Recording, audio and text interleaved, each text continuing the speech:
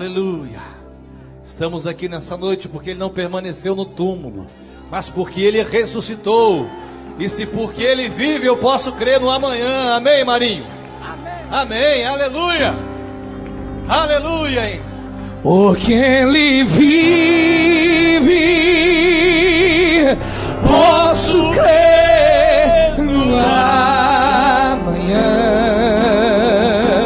Porque Ele vive. Abre bem a tua boca, exalta e glorifica Ele. Não há. Fala, Ciceu, fala o meu coração, porque eu quero ouvir a tua voz. Eu bem sei.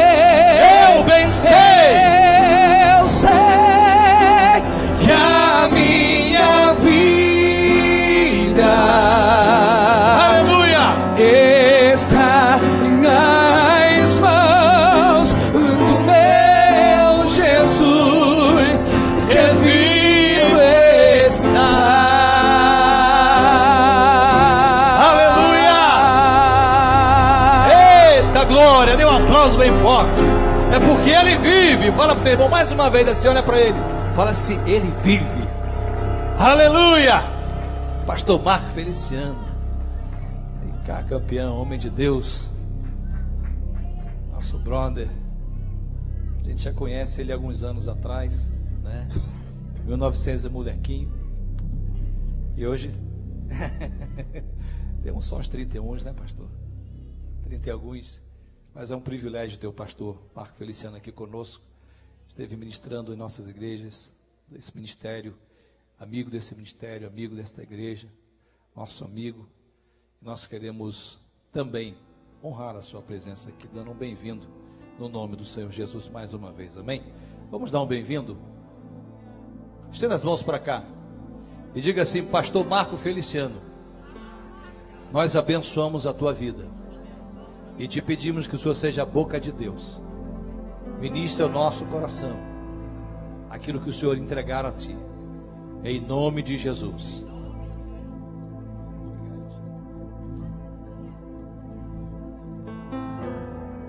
Glória a Deus. Eu cumprimento os irmãos com a paz do Senhor. Cumprimento os irmãos com a paz do Senhor. Quem está feliz nessa noite? Então encontra uma pessoa bonita do seu lado e dê um sorriso para ela. Ficou difícil? Se não tiver ninguém bonito aí, é só olhar para o pastor Edilson, né?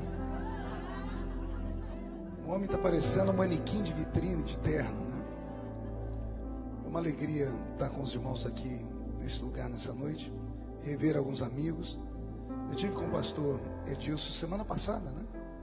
Lá na casa de um amigo em Coconut Creek. E eu falei, eu conheço esse cidadão de algum lugar. E a minha memória anda meio falha. Eu acho que a idade está chegando, né? É que eu prego desde muito tempo. E eu chego a pregar em 250 igrejas por ano. E para memorizar é só o sangue do Cordeiro, né? Mas aí ele puxou o assunto hoje no carro e eu lembrei que nós somos amigos há muito tempo. Mas não é de 1900 bolinha não, que eu não estou tão velho assim, né? Uma alegria estar aqui com os irmãos. Alguém trouxe Bíblia nessa noite? Vamos estar em pé para fazermos a leitura da palavra. Quero agradecer a nossa cantora que cantou aqui. Ela chegou ali perto de mim e me deu até um arrepio. Eu falei, Jesus, os crentes voltaram a profetizar no ouvido da gente. Pensei que era uma profecia, não era, Marinha.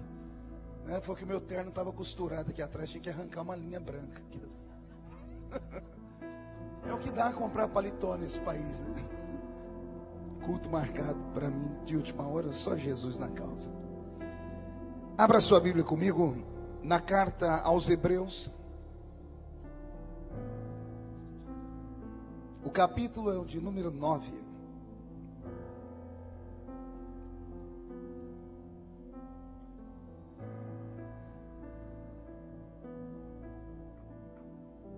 Epístola aos Hebreus, capítulo de número 9. Quem encontrou, diga amém. Quem não encontrou, peça socorro. Socorre a irmã aí. Pelo menos foi sincera, né? Tem um monte de gente que não pediu socorro e está assim. Vai para cá e vai para lá. Hebreus capítulo 9, está escrito assim: ora, a primeira aliança também tinha preceitos de serviço sagrado e o seu santuário terrestre.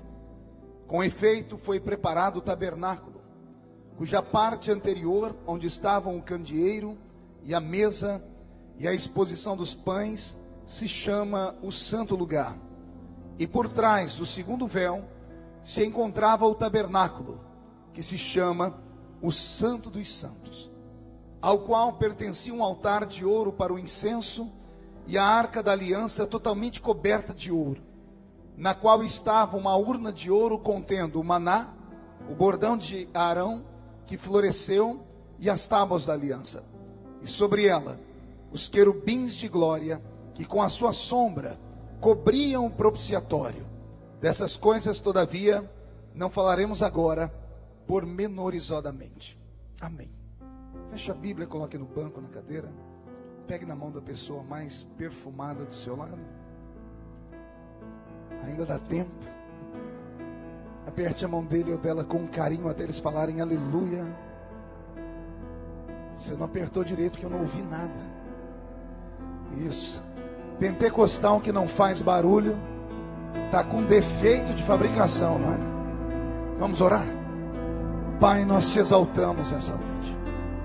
Nós entendemos que esse lugar já está cheio da sua glória. Nós acabamos de participar do ato mais santo da reunião eclesiástica, que é a Santa Ceia. Só participa da Santa Ceia quem é vitorioso, meu Pai. Só quem é campeão por natureza. Então não há uma reunião de derrotados nessa noite. Nessa noite há uma reunião de homens e mulheres marcados pela sua presença e pela sua glória. E é para eles que eu quero nesta noite entregar este maná, este rolo sagrado. E eu peço a sua ajuda, Senhor, porque antes de ministrar a sua palavra, eu queria muito que o Senhor cercasse este edifício, e num raio de 5 quilômetros, onde houver um demônio alojado, eu dou a esses demônios segundos para sumirem daqui, porque se não sumirem, serão queimados pelo poder da sua glória, que aqui será derramada. Rasgue o céu sobre nós esta noite. Manda anjos de fogo descerem aqui, que estes anjos desçam trazendo brasas de fogo nas mãos. Comecem a esparramar estas brasas entre nós. E onde houver um crente cheio do Espírito Santo, pega ele nesta noite, Senhor, e mostra o caminho da verdadeira e poderosa adoração. Fala conosco, fica conosco, em nome de Jesus. E a igreja diz: os que podem, tomem o seu assento, aplaudindo a Jesus porque Ele é bom. Glória a Deus. Só vou pedir para o meu amigo sonoplasta, me dá um pouquinho de agudo aqui. Se você puder tirar o compressor, eu te dou um beijo, tá?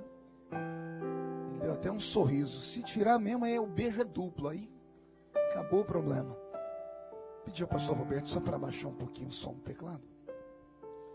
Querida igreja, noiva do Cordeiro, simpatizantes da nossa fé, amigos que vieram de perto, de longe, obreiros, enfim.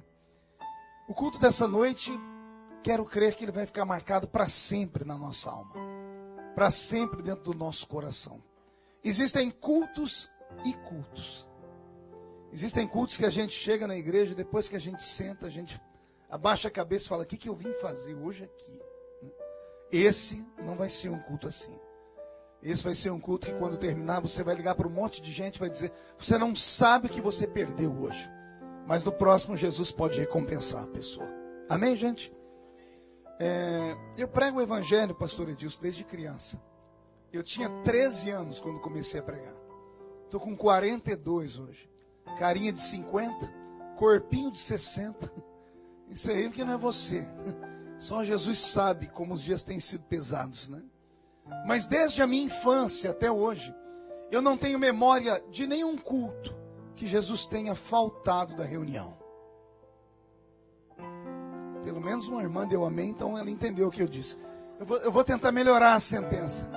Eu quis dizer que desde criança até hoje, eu não consigo lembrar de um culto onde Jesus tenha sequer chegado atrasado à reunião. Agora todo mundo entendeu, melhorou muito.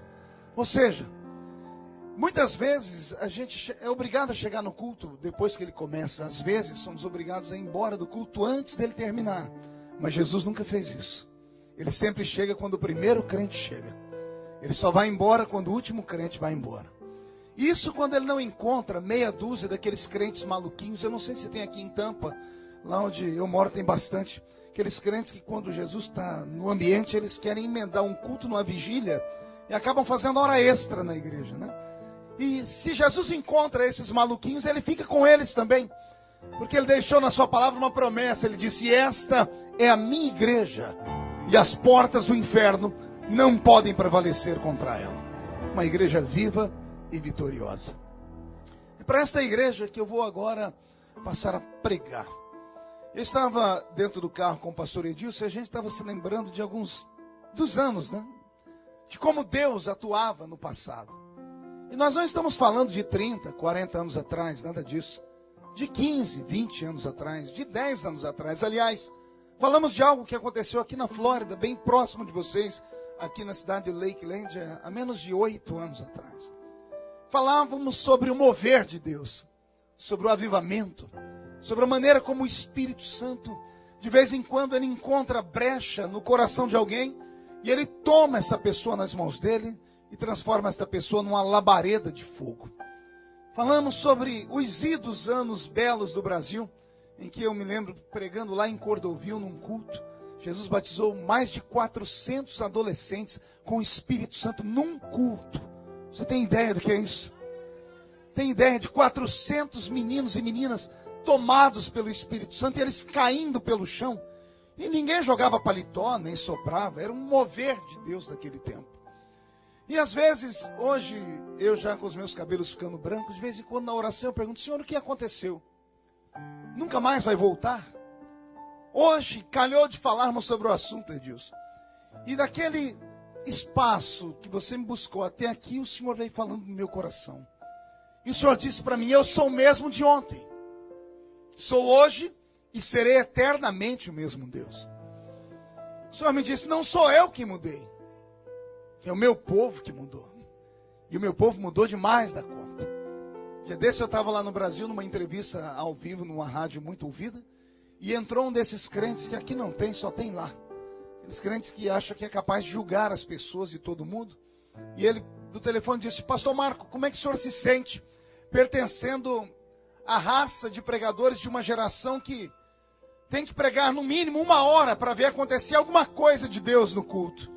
E ele explicou, ele disse: eu venho de uma época que o pregador mal cumprimentava a igreja com a paz do Senhor e o culto acabava de tanta glória que descia. Eu não sei se alguém aqui veio do Brasil e foi evangélico no Brasil e viveu os momentos do Pentecoste pleno naquela terra. Não sei se alguém aqui participou de congressos assim. Eu participei de festas assim. Participei de festas em que a gente viajava 100, 200, 300, 500 quilômetros. Chegávamos num ginásio. E o pregador que ia pregar era tão tomado pela presença de Deus, que quando ele cumprimentava os irmãos, com a paz do Senhor, caía sobre nós uma unção de Deus tão grande, que Jesus batizava com o Espírito Santo, curava e arrebatava os crentes. A gente voltava nas caravanas possuídos pelo Espírito Santo. Eu vivi isso. E quando eu vi aquele irmão falar aquilo, eu fiquei só triste porque ele foi deselegante. Mas ele não estava mentindo. E eu falei para ele: eu também vivi esse tempo. E eu disse: só que a culpa não é apenas dos pregadores. Eu disse: a culpa é do povo. E ele ao vivo me perguntou: por quê, pastor? Eu disse: porque na minha época, lá há 30 anos atrás, no Brasil, a gente só tinha 3 lugares para ir como crentes: trabalho, igreja e casa. Era de casa para o trabalho, do trabalho para casa, e a gente não via a hora de chegar o fim de semana para irmos à igreja. Íamos para a igreja domingo de manhã, domingo à tarde, domingo à noite. Íamos para a vigília. Andar na rua como crente era uma tristeza, porque a gente andava com a Bíblia exposta. Era a nossa marca. Fora a roupa, fora a cultura do Brasil, os costumes da igreja. Então andar na rua era como se a gente andasse no meio de um povo que estivesse todo mundo indo por um caminho, a gente no caminho contrário. As pessoas riam e debochavam da gente. Então só havia um lugar de segurança para nós. Só havia um lugar onde a gente se sentia livre.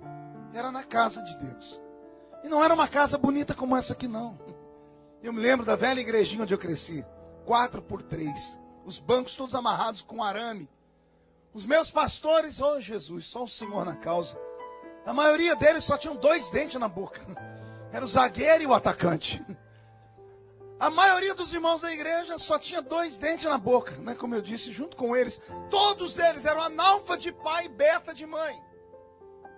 Os presbíteros, então, assembleiamos aquela barriga lá, cemitério de frango, e a gravata pelo meio do peito. Nós não tínhamos instrumentos como esses. Eu me lembro que lá no salãozinho da rua onde eu congregava, tinha uma sanfona e um pandeiro. E o velho Ovídio Ramos para cantar. Pense num presbítero ungido. Era o irmão Ovídio. O irmão Ovídio não sabia ler direito. Os diáconos desse salão não sabiam escrever direito. E os membros desse salão que iam no culto não sabiam falar direito. Imagina quando um que não sabia falar pedia porque não sabia escrever. Escrever um pedido de oração. E o pedido de oração chegava na mão do que não sabia ler. Você tem noção do que é isso, não? Eu vou contar só um testemunho, ou um testemunho, não sei. Eu estava no culto um dia, o irmão Ovídio se empolgou. Quando ele pegava um bilhete para ler, a igreja ficava em transe. Quando ele lia de uma vez, quando terminava, a gente fazia assim, ufa. Mas quando ele pegava o bilhete, levava para lá e trazia para cá, a gente entrava em oração. Porque não sabia o que ia vir. Porque ele tentava adivinhar o que está escrito. Porque ele não sabia ler, o que escreveu não sabia escrever, o que pediu oração não sabia falar. Então, só Jesus, era uma língua estranha mesmo. E eu me lembro que nesse dia ele levou para lá, trouxe para cá e disse, vamos orar aqui pela irmã Isabel, que segundo consta, fez uma cesariana. Vamos orar pela Isabel que fez uma cesariana. Aí levantou a Isabel, de 12 aninhos de idade. Falei, irmão Vídeo, a Isabel sou eu. E ele disse, o que é que tem? O que é que tem que eu não fiz cesariana, não? Eu estou aniversariando, irmão Vídeo. Foi nesse ambiente que eu cresci. Você está rindo que não era você para ouvir o irmão Vídeo ler a Bíblia. Eu me empolgava quando ele dizia, vamos ler aqui a Bíblia no livro de Êxodo. Quando ele não soltava uma de Genésio, né? Que era o Gênesis. Mas no dia que Jesus me tomou na presença dele, ele usou a boca desse velho. Porque o velho chegou no culto empolgado, com o olho estatalado desse tamanho, diz, Deus falou comigo hoje à tarde, que ele vai levantar alguém aqui hoje. E ele me deu até o texto, está no livro do profeta Albuquerque. Foi outro tumulto, porque não tem Albuquerque na Bíblia. Aí alguém falou, irmão Vídeo, não tem Albuquerque na Bíblia não. Ele diz, vai ler a Bíblia. O Albuquerque é aquele que falou assim, aviva a tua obra, Senhor. No meio dos anos a notifica, e na ira lembra-te da misericórdia. Ele citava o livro do profeta Abacuque. Velho Ovídio faleceu ano passado, 84 anos. Quero até fazer um tributo a ele. O velho Ovídio Ramos um dia fez, ele tinha uma capacidade incrível. Não sabia ler nem escrever, um homem matuto, a mão cheia de calo, um negro de quase 2 metros de altura, a mão dele parecia uma raquete de tênis, tão grande que era. E a voz dele era barítono. E de vez em quando ele empolgava de cantar os hinos da harpa. Alguém lembra do hino da harpa aqui ainda? Alguém lembra da harpa? Sabe o que é harpa? Alguém sabe o que é harpa? Isso. Bom, o vídeo foi cantar o hino da harpa. Só que ele conseguiu fazer um milagre, Edilson. Ele conseguiu pegar uma letra e colocar em uma música, que não era a música dessa letra. Entende mais ou menos? Vamos ter que dar uma palhinha, Roberto. Ele pegou aquele hino assim da harpa. Já refúgio a glória eterna de Jesus, o Rei dos Reis, breve os reinos. Esse aí. O hino era esse, ou pelo menos era para ser esse. Ele arrumou um milagre, ele começou a fazer. Pegou a nota, pegou a altura no tom dele e começou. Já refúgio a glória eterna de Jesus, o Rei dos Reis. Em breve os reinos desse mundo seguirão mais suas leis. E os sinais da sua vida já se mostram cada vez.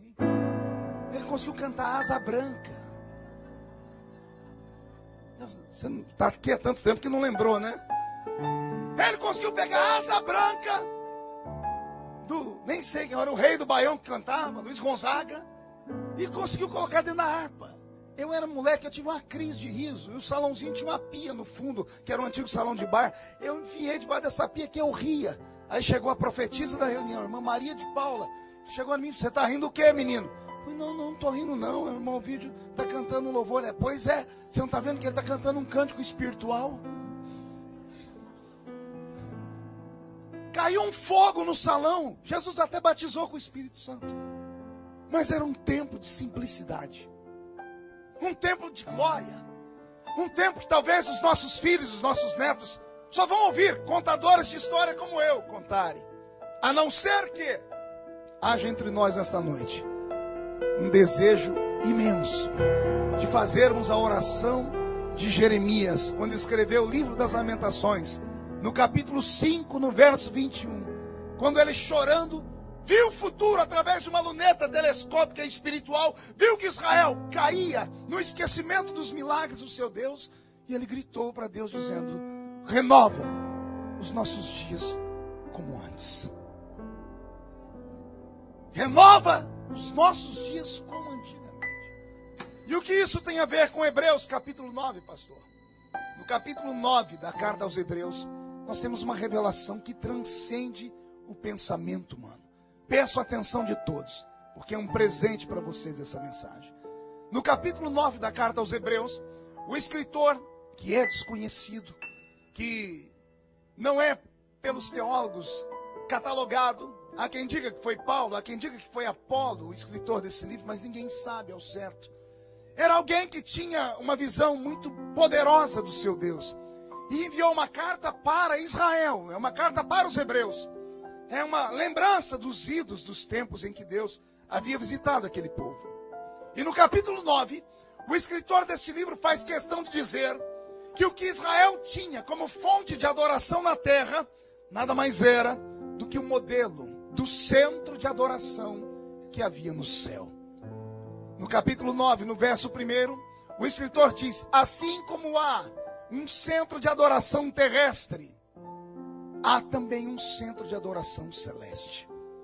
Ele estava falando do momento em que Moisés, um homem de carne e osso como eu e você, resolveu fazer uma oração. A oração dele foi essa: eu rogo para que o Senhor me mostre a sua glória. Imagine um homem de carne e osso que viveu milhares de anos antes de nós, que sentia uma necessidade de ter uma experiência profunda com Deus.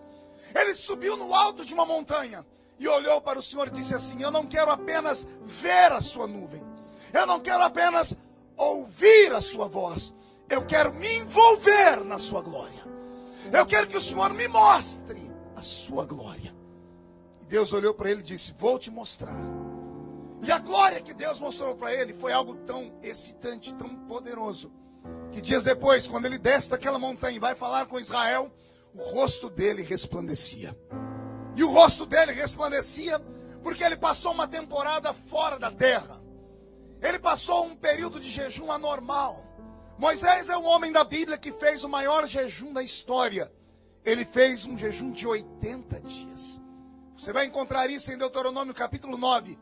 Ele orou com o Senhor em jejum 40 dias, recebeu as tábuas da lei, desceu do alto da montanha. Ao chegar no pé da montanha, ele viu o povo adorando um bezerro.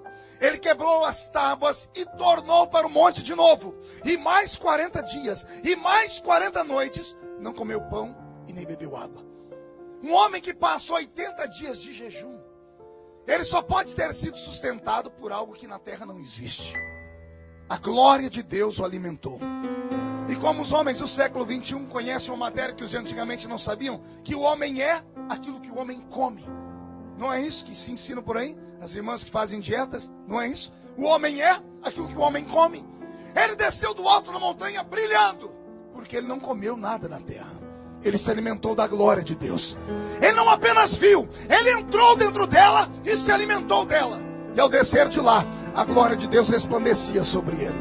Eu creio que o meu Deus não mudou e que ele pode fazer isso ainda hoje. Alguém acredita nisso? Então dê só um grito de glória a Deus bem alto para acordar quem estiver do seu lado, e uma salva de palmas a Jesus de Nazaré.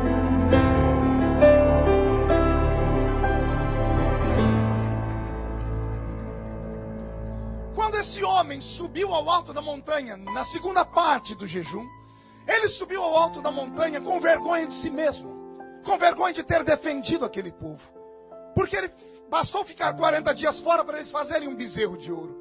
Chegaram no alto da montanha e disse: Senhor, me mostra a sua glória, porque só assim eu vou poder mostrar a eles que o Senhor é real.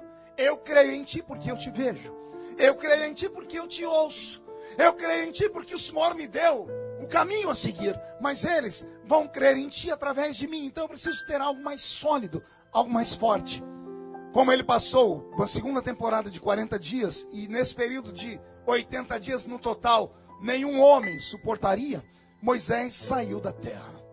O Senhor abriu diante dele o leque da revelação divina. Eu quero crer que tudo isso aconteceu porque Deus e Moisés entraram no acordo. Moisés foi explicar a Deus por que o povo que ele defendia tanto adorava um bezerro na ausência dele.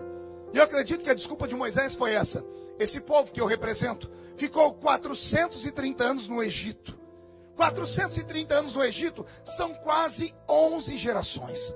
Uma geração para os hebreus tinha 40 anos. Então 430 seriam quase 11 gerações. 11 gerações escravizadas. 11 gerações subservientes aos egípcios. 11 gerações que todos os dias da adoração dos deuses do Egito, entre eles Baal, Astarote, Azera, Marduk, a pseudo-deusa Sim e tantos outros deuses mais da Mesopotâmia antiga, cada um deles tinha duas coisas que o Deus dos hebreus não tinha. Pergunte o quê? Só falo se todo mundo perguntar. Os deuses do Egito tinham duas coisas que o Deus de Israel não tinha. Primeiro, eles tinham um endereço. E segundo, eles tinham aparência. Israel ficou 430 anos no meio de um povo que o Deus deles tinha endereço e tinha cara. Como os judeus são escravos, quando os senhores egípcios iam adorar o dia do solstício, eles levavam os escravos hebreus diante do santuário. E os hebreus viam a casa do Deus deles e via a cara do Deus deles. Quando iam adorar o Deus Anubis, eles enxergavam um Deus que tinha metade homem, metade cachorro. Quando iam adorar Baal ou outros deuses, eles viam que esses deuses tinham aparência, eram grandes ou pequenos, gordos ou magros, mistura de homem com mulher, mistura de homem com animal, às vezes só um animal, e todos eles tinham um endereço. Depois de 430 anos assim, Deus vai e arranca eles do Egito. Leva eles para o meio do deserto. E no meio do deserto, ao chegarem lá, Moisés disse: aqui estamos nós, adoremos a Deus. E Moisés deu liberdade para o povo adorar a Deus.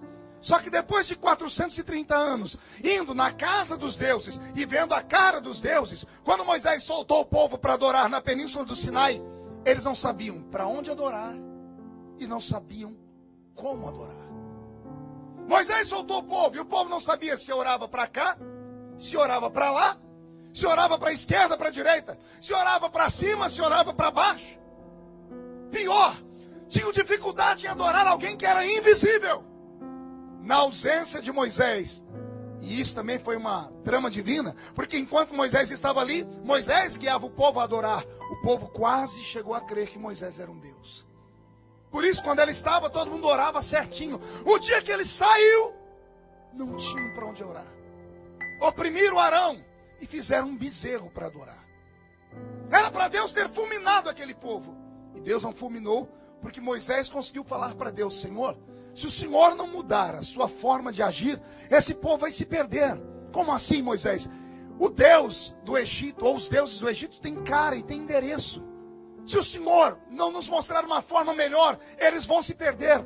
Foi nesse momento que Deus disse a Moisés: então tudo bem. Eles precisam de um lugar para adorar e precisam da minha aparência. A minha aparência eu não dou, Moisés, porque quem me vê morre. Porque não há ninguém que possa ver a minha glória e se manter de pé. Mas eu posso criar um lugar para eles adorar. Como assim, Senhor? Moisés, vou te mostrar o centro de adoração que existe no céu. E nesse período de 80 dias, Moisés foi arrebatado em espírito e passou uma temporada no céu. E ele enxergou o tabernáculo celeste. Ao enxergar o tabernáculo celeste, Deus plantou na mente de Moisés toda a visão dos objetos sagrados que ele viu no céu. Ao chegar na terra, Deus disse: Moisés, agora você vai construir um tabernáculo terrestre, baseado no modelo do tabernáculo do céu. E eu fico imaginando a dificuldade de Moisés. Como é que você pode traduzir para a terra aquilo que é celeste? Aliás, todos os homens que foram arrebatados tiveram dificuldade em contar o que era lá em cima visto, para que os homens aqui na terra entendessem. João, por exemplo, no Apocalipse, foi falar para nós que o céu tem ruas de ouro. Alguém acredita nisso aqui? Eu não posso crer. Quer perguntar por quê? O ouro é da terra. O fogo pode queimar o ouro e derreter o ouro e acabar. O céu é inacessível. O céu não pode ser destruído. O lugar onde Deus está não é feito de matéria. O lugar onde Deus está não é feito de nêutrons, de íons. O lugar onde Deus está é feito de uma glória metafísica. Vai acima da física quântica. Não dá para a mente humana compreender. Mas quando João chegou lá em cima, Deus deu para ele uma palavra. Tudo que você ver, escreve num livro. Olha o problema. O pobre do João desceu do céu e foi escrever para nós que no céu tem rua de ouro. Pior, ele diz que o céu tem um muro que tem 12 tipos de pedras. E ele começou a dizer a cor delas, a esmeralda, o carbúnculo. O céu não tem pedras. Mas João tentou traduzir na linguagem que nós pudéssemos entender. Tem algo lá no céu que brilha como ouro, mas é muito melhor do que o ouro. A cidade é cercada assim, mas não é cercada por pedras. É uma glória. E essa glória, ela é colorida, como são coloridas as pedras preciosas. Mas o céu é muito maior do que nós podemos entender. Quem compreende essa linguagem? Antes de Jesus levar João para o céu, que João é um evangelista, e evangelista fala sem pensar, Jesus levou um pastor, e pastor não fala sem pensar, ele pensa para falar. O pastor que Jesus levou no céu, ele voltou para a terra, e quando ele foi contar, olha o que ele disse. Primeiro ele tirou o corpo dele fora. Ele disse, eu conheço um homem, se no corpo não sei, se fora do corpo também não sei, esteve no terceiro céu. E quando todo mundo estava empolgado, dizendo assim, e o que ele viu? Ele disse, o que ele viu não é lícito contar. Porque ele não queria se comprometer. Não queria falar uma coisa que ia dar um nó na mente das pessoas. Vocês estão entendendo a minha linguagem aqui ou não? Agora Moisés foi até o céu e viu o centro de adoração. Ao descer na terra, Deus disse, você vai construir e vai fazer igualzinho tem no céu. Só que aqui eu usei glória, aí você vai usar ouro, pedras preciosas, prata. Eu imagino Moisés dizendo, Senhor, tudo bem, eu estou com um desenho na mente, mas eu não sei trabalhar com esses metais. E o Senhor disse a ele, vou ungir 2 homens no meio do povo. Vou ungir 2 homens e sobre eles cairá uma unção que tudo que você falar para eles vai ficar na mente deles impregnado e eles vão reproduzir. Um deles foi a Oliabe. Todas as matérias que Moisés foi falando para ele, ele ia fazendo um documento, um desenho, e depois ele construía. O tabernáculo que Moisés trouxe para a terra, eu me lembro que quando eu era garoto na escola dominical, os nossos mestres, eles diziam que o tabernáculo era feito de 3 pavimentos. Era feito do átrio, o lugar santo e o santo dos santos. Mas estudando com mais apreço, depois que eu fui em Israel e aprendi direto com os rabinos, eu descobri que os nossos velhos pais, sabendo da existência de um 4º lugar, eles ignoravam. E hoje eu entendo que não era possível ignorar. Antes do átrio, havia um lugar chamado alpendre. Qual o nome dele? Não ouvi? Mais uma vez? Você consegue memorizar os 4 lugares então que existem no tabernáculo? Alpendre, átrio, lugar santo e santo dos santos. Dá para falar de cor comigo para memorizar? 1, 2, 3. Alpendre, átrio, lugar santo e... De novo, para terminar. 1, 2, 3. Uma salva de palmas à igreja, porque o povo é inteligente. Tá, pastor, até aí eu entendi. O que mais? Agora vem a parte mais bonita. Quando Deus revelou a Moisés o tabernáculo, e todos nós pensamos como Deus revelou num dia, no outro dia já estava pronto, a gente acha que foi em 24 horas. Na verdade, a construção do tabernáculo levou quase 30 anos. E nesses 30 anos, e tudo isso a propósito, Deus deu também a Moisés uma missão que essa era praticamente impossível. Pergunte por quê? Porque reproduzir a matéria é fácil. Mas o lugar de adoração não era feito só com matéria. Era feito com vida. E a vida de adoração no céu é feita a partir do sopro da boca de Deus, que nós chamamos de anjos. Anjos são espíritos. Está escrito isso. Anjos são espíritos ministradores que ministram a favor daqueles que hão de herdar a salvação. A palavra espírito vem do grego ruach. Ruach é sopro ou fôlego. Então, quando a Bíblia fala anjos, ela fala de espíritos. E espíritos são sopro. E sopro só pode sair daquilo que é vivo. Os anjos foram criados pelo sopro da boca de Deus. O tabernáculo celeste já existia em 4 pavimentos. Talvez por isso Deus tenha feito os anjos em 4 categorias: anjos mensageiros, querubins, serafins e um único arcanjo. Mesmo alguns dizendo que Gabriel deve ser arcanjo, porque a Bíblia diz que Gabriel era um príncipe do mesmo nível de Miguel. A Bíblia não chama Gabriel de arcanjo, chama ele de anjo. Mas Miguel a Bíblia chama de arcanjo. Então, para não irmos além do que está escrito, entendamos isso. Então, havia no céu o lugar que era imóvel e havia a vida dentro daquele lugar. Então, quando Deus revelou a Moisés para trazer aquilo que era celeste para a terra, o que era para produzir como matéria, como os lugares de adoração, como a arca, que nós vamos falar dela daqui a pouco, todos os objetos eram fáceis de ser reproduzidos, porque bastava desenhar e pronto, estava pronto. Só que Moisés levou 30 anos para produzir a essência do culto de adoração. Ele precisava reproduzir o céu na terra. E como ele não podia usar anjos na terra, Deus teve que mostrar a ele um grupo de pessoas especiais, que seriam eternamente usadas para aquele tipo de serviço. Moisés dirigiu uma nação chamada Israel. Israel tinha 12 tribos. Quantas tribos? 12 tribos. Mas Deus escolheu só uma tribo para cuidar da parte da adoração. E por quê? Qual o motivo? Por que só a tribo dos levitas? Hoje, quando nós vamos falar dos músicos, a gente fala, até os levitas vão cantar. Por que eles? Por que levitas? Por que eles eram dados à música? Por que foi que Deus escolheu eles? Por que Deus não escolheu ninguém da tribo de Judá? Ora, não é a tribo de Judá que nós mais elogiamos? Até cantamos, Jesus é o leão da tribo de Judá. Por que não da tribo de Rubem, que era a tribo mais antiga? Por que não da tribo de Benjamim, que era mais nova? Se o mais velho não quer, o mais novo faz. Por que a tribo de Levi? Pergunta para mim e eu te falo. Só se todo mundo perguntar. Só se perguntar fazendo biquinho. Ah, que povo fofo. Simples. Porque quando Moisés desceu do alto da montanha, olhe, preste atenção que isso é forte. Quando ele desceu do alto da montanha, o povo estava adorando o bezerro. Deus determinou a Moisés uma palavra. Na segunda vez, quando ele desce, Deus disse, eu quero que mate os idólatras, para que sirva de exemplo para os demais. Moisés olhou para o Senhor e falou, Senhor, quem é que vai matar eles? O Senhor disse, dê um grito em Israel. Alguém vai se levantar para defender o meu nome, a minha honra. Imagina Moisés descendo e pensando, irmão não mata irmão. Quem é que vai matar alguém? Mas Moisés obedeceu. Quando Moisés gritou, eu quero aqui homens e mulheres que tenham valência dentro do coração, tenham fortaleza para matarmos os idólatras. Enquanto 11 tribos riram, uma tribo se levantou. Só que engraçado, quando você estuda sobre essa tribo, você dá risadas, porque eu dei muita gargalhada. Pergunta por quê de novo? Porque era a tribo que não merecia. Pelo menos não a minha visão. Todas as tribos de Israel gostavam de trabalhar.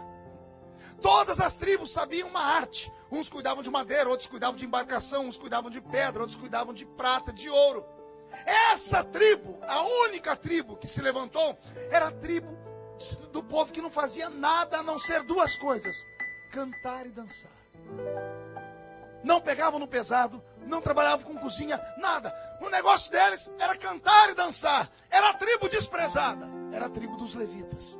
Mas a tribo desprezada, ela sempre surpreende. Quando o faraó decretou a morte dos meninos de todos os judeus que nascessem, só uma tribo teve coragem de casar os seus filhos. E você deve se lembrar dela, está em Êxodo capítulo 2. Veio um homem da tribo de Levi e desposou uma moça da tribo de Levi. E eles casaram e tiveram 3 filhos. Faraó não queria que tivesse nenhum. Eles tiveram 3 de uma vez. Um para glorificar o Pai, o outro o Filho e o outro o Espírito Santo, né?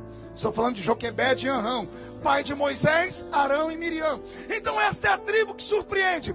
A tribo dos cantores, a tribo dos dançarinos, foi a única tribo que teve coragem de tirar a espada e matar os idólatras. E quando perguntaram a eles: vocês matariam seus irmãos? Eles gritaram: irmãos nossos não adoram bezerro, irmãos nossos adoram ao Deus de Israel, que é vivo e poderoso.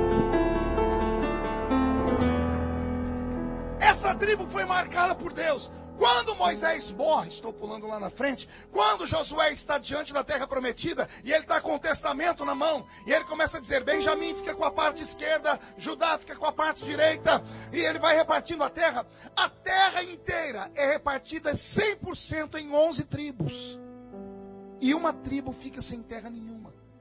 Quando todas as outras tribos estão rindo, dizendo: está vendo, é o que dá a matar seus irmãos, Josué saca do bolso um testamento especial e diz: a única tribo que não recebeu nada na terra, para ele a herança é diferente. Moisés deixou escrito: a herança dos levitas é o próprio Deus de Israel. Quem vai sustentar, colocar o pão na mesa do levita sou eu, diz o Senhor. Quem vai cuidar da roupa do levita sou eu, diz o Senhor. Para o levita eu só faço uma ordem: adorem ao meu nome de manhã até a noite. Não deixe o fogo se apagar lá no altar. E enquanto fizerem isso, eu estarei entre vós.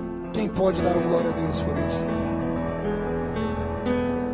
Agora que Deus escolhe a tribo dos levitas e marca elas, Moisés tem 30 anos para treiná-los. Pergunte no quê? Para saber onde é que cada um deles poderiam estar.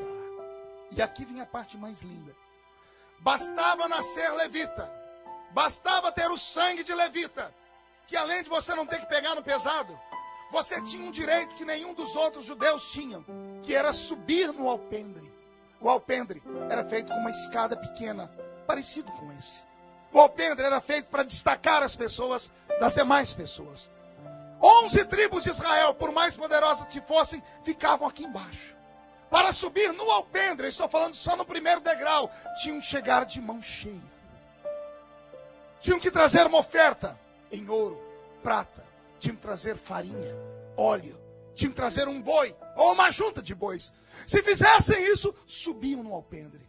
De mãos vazias, não podiam se apresentar diante do Senhor. Todavia, se fosse levita, só por ter nascido levita, podia passear no alpendre.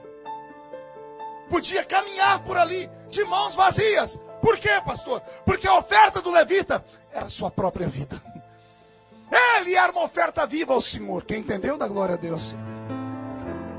Então milhares de levitas, repita comigo, milhares, podiam subir no alpendre.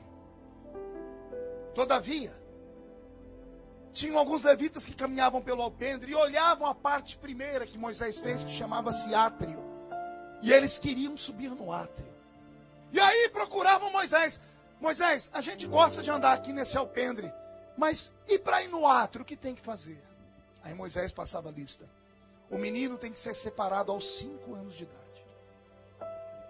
E tem que estudar até os 18.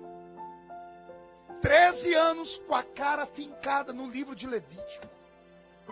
Tem que decorar 613 leis. E se purificar.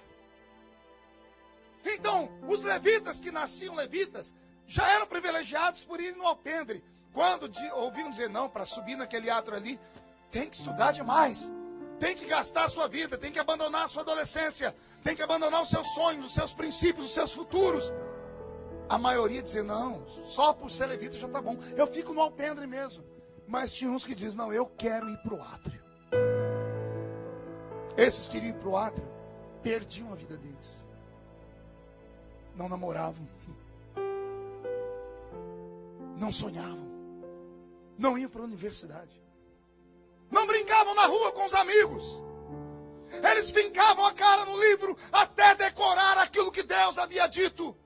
Quando eles conseguiam decorar, aí subiam ao átrio. E ao chegar no átrio, recebiam uma nomenclatura. Pergunte qual? Levita Mor. Qual o nome? E o levita Mor escolhia uma das 3 funções do átrio: cantar, tanger um instrumento, como o Roberto está fazendo, ou ser um escriba. passaram o dia escrevendo tudo o que acontecia no altar. Pastor, mas tinha que gastar a vida inteira só para isso? Só para isso? Não. Daqui a pouco você vai entender o porquê. O alpendre é um lugar especial, mas o átrio é mais especial que o alpendre. Porque no átrio tem uma pia de bronze. E a pia de bronze vai te ensinar sobre pureza, sobre santificação, sobre como lavar os pés ao entrar no altar do Senhor, sobre como preparar a alma para entrar mais fundo na presença de Deus. Vai aprender a ensinar como é que se canta de verdade. Não é cantar dirigindo, não é só cantar por cantar, não é usar só as cordas vocais, é usar a alma, é usar o espírito. Ou será que só eu nessa minha vida já vi cantores e cantores, duas pessoas cantarem a mesma música, um canta, a gente fica com o queixo caído e diz assim, uau, que voz linda! E o outro canta a mesma música, a voz não é nada bonita, mas vai arrepiando o corpo da gente inteiro. Começa a brotar lágrimas nos nossos olhos. Por que será que um tem isso e o outro não tem? Está começando a entender aí ou não? Está caindo a ficha? Está caindo a ficha ou não? Não é só saber falar bonito. Isso aqui não é uma aula de retórica. Tem gente que diz assim, não, pregar é fácil, só botar um DVD do pastor, eu memorizo, prego igualzinho e repito até a língua estranhadeira e faço o gesto e a glória de Deus desce. Não é assim que funciona, não. Eu digo que não é porque eu já experimentei isso. Minha voz é rouca. Quando eu era menino era fácil imitar os pregadores da minha época. Meu Deus do céu, eu chegava no culto da mocidade e dizia para a molecada atrás de mim, quem que vocês querem ver pregar hoje? Aí o pessoal dizia, queremos ouvir o pastor Gilmar Santos. Alguém lembra do Gilmar Santos aqui? É da minha época. Era um pregador goiano lá, que ele prega, parece um locutor de rodeio. Eu encarnava um pastor Gilmar no púlpito. Eu dizia assim, meu Deus, meu Jesus querido, ai meu Deus. Eu decorava a pregação dele, eu imitava ele inteirinho. Só que tinha uma diferença. Quando ele pregava, caiu uma glória na igreja. Quando eu pregava, caiu uma tristeza na igreja. Você ri porque não era você, bocó. Gente, eu imitava até a língua estranha do pastor Takayama. Fazia tudo igualzinho eles e não dava certo. Um dia eu subi o monte, eu falei, Jesus, eu faço igualzinho eles e por que não funciona? E o Senhor me disse, eu não faço clones. Eu não preciso de imitadores. O Senhor disse, eu posso te dar uma unção só sua. Eu posso te dar um ministério que ninguém nunca teve antes de você. E depois de você ninguém nunca mais vai ter. O Senhor disse, eu não quero que você seja um eco. Eu quero que você seja uma voz. Alguém pegou esta palavra? Pegou ela? É o que Deus tem para você. Você pode até se espelhar, pode até sentir desejo por ver alguém pregar. Pode até começar a pregar, pregando como outro prega. Mas se você quiser ir mesmo onde Deus quer que você vá, você tem que se aprofundar. Deus tem coisas para te mostrar que nunca mostrou a homem nenhum. Eu vou repetir, Deus tem algo para te dar que nunca deu a homem nenhum nessa terra. E como é que isso pode acontecer, pastor? Quem sabe se você começar a mudar o seu jeito de ser. Você já tinha que ter um espelho aqui às vezes. Eu estou na minha igreja, estou pensando em botar um espelho. Eu sou pastor de um ministério. Eu queria que os crentes vissem a cara deles durante o culto. Sangue de Jesus tem poder. Tem umas pessoas aqui que você está pregando, você está olhando para isso, é perigoso a gente ter um infarto do miocárdio. A pessoa está com a cara feia, parecendo que foi batizada num pote de vinagre. Você tá, é sério, o olho da pessoa está seco, igual o olho de sapo que morre no dia de enchente. Pior, a boca está travada. Uma boca de aço, uma língua de ferro e um queixo de concreto. Ih, pastor, pega leve, não pego. Porque essas pessoas geralmente são as que mais murmuram. São as que mais dizem, eu vou sair dessa igreja porque aqui não acontece nada, aqui não busca nada, aqui... Não é isso, não é o ambiente, é você. Você é o veículo de Deus na terra. Você que tem o poder de atrair a glória de Deus para essa terra.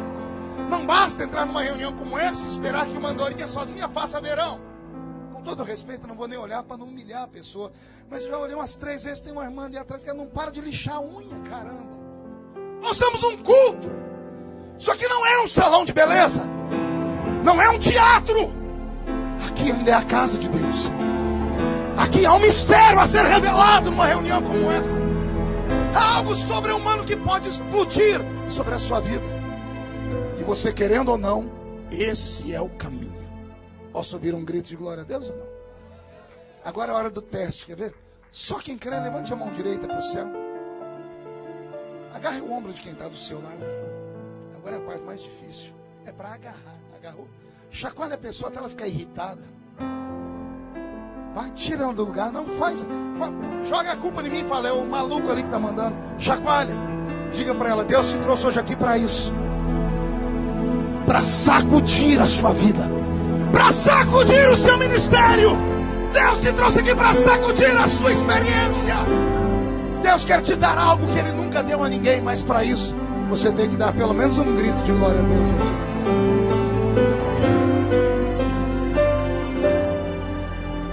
Cidadão, depois que ralava 13 anos estudando, chegava lá no átrio e disse, pronto, já estou bem aqui. Tinha uns que diziam assim, eu achei que não ia chegar, viu? Mas tocar aqui, cantar e escrever já está muito bom. Mas no meio daqueles, tinha uns que olhavam para dentro. Não ficava olhando só para o que deixou para trás. Tinha uns levitas que olhavam para dentro. Respire fundo e olhe para mim. Ao olharem para dentro, eles enxergavam o lugar santo. Diga comigo, lugar santo. E quando olhavam o lugar santo, eles gritavam, Moisés, como é que faz para entrar no lugar santo? Aí Moisés disse, mais 12 anos de preparação. Só entra no lugar santo se tiver 30 anos. Os levitas que já cantavam e tocavam, diziam assim, gente, chega, já estudei 13 anos, já está bom demais aqui. Mas tinha uns curiosos. Geralmente os curiosos são atrevidos. E Deus ama gente atrevida. Vou falar de novo. Deus ama gente maluca. Deus ama gente tantã. Porque os tantãs fazem coisas que os normais não fazem. Eu estava num congresso no Brasil e um pregador brasileiro falou assim, a Assembleia de Deus era o centenário, eu fui um dos pregadores, eu quase desviei. O pregador assembleiano, no aniversário da minha igreja, foi dizer assim, a Assembleia de Deus, esses 100 anos falhou. Falhou porque ela gerou crentes esquizofrênicos. Me deu uma raiva. Porque eu sei o que é esquizofrenia. Esquizofrenia é gente maluca. Eu ia pregar no dia seguinte, falei, Jesus, me segura que ele está perdido, que amanhã é a minha vez. À noite eu não conseguia dormir, eu falei, Jesus, o que eu faço? Ele me chamou de louco, esquizofrênico, é gente maluca. E o Senhor falou comigo, filho, o que é um esquizofrênico? Eu falei, Senhor, isso é o tripé da psicologia, coisa mais simples que existe. O que sustenta a mente de um ser humano é um tripé. Um normal só vê o que todo mundo vê. Uma pessoa normal só escuta o que todo mundo escuta. E uma pessoa normal só sente o que todo mundo sente. Quando uma pessoa começa a ver o que o outro não está vendo, manda ele para o Instituto Santa Teresa em São Paulo, amarra uma camisa de força nele. Quando alguém está ouvindo vozes, manda para o manicômio. E a pessoa está num calor desgraçado, ela está com uma blusa de frio, ou quer dizer, uma interna que está doente. Porque ela está sentindo que ninguém sente. Eu falei, Senhor, isto é uma pessoa esquizofrênica. O esquizofrênico, ele ouve vozes. O esquizofrênico, ele vê visagens, visões. O esquizofrênico sente o que ninguém sente. Isso é esquizofrênico. O Senhor disse, então ele não está errado. Eu falei, por que não? Porque eu tenho alguns esquizofrênicos. Como assim, Senhor? O Senhor disse, vou te mostrar a maior mente do Novo Testamento. Depois de Jesus, a maior mente, a maior psique do Novo Testamento chama-se Paulo. E Paulo, quando escreveu para a igreja mais louca que ele plantou, eu disse igreja o quê? Não ouvi? Pergunte por quê? Para chegar na igreja, na porta da igreja, você era obrigado a pegar uma senha. Pergunte para quê? Para saber que hora que você podia profetizar. Porque todos os membros da igreja tinham dons. E todos profetizavam. Você consegue imaginar um culto desse jeito? Não, eu vou te encarnar um culto. Estamos aqui agora na igreja de Corinto. Olha para o irmão que está do seu lado esquerdo, mas olha de canto de olhos, cuidado. Esse aí é profeta. Olha o da direita. Esse interpreta línguas. Olha o que está atrás de você. Esse cura os enfermos. Olha o que está na sua frente. Esse tem dom de discernir espíritos. Olha o que está lá naquele outro canto. Esse tem o dom de operação de maravilhas. Todos os membros da igreja de Corinto tinham um céu dentro deles. E quando Paulo viu que esses crentes não eram normais, as outras igrejas perguntavam: por que eles têm e nós não temos? Aí Paulo escreveu, capítulo 2, versículo 9 da primeira carta aos Coríntios: aquilo que os olhos não viram.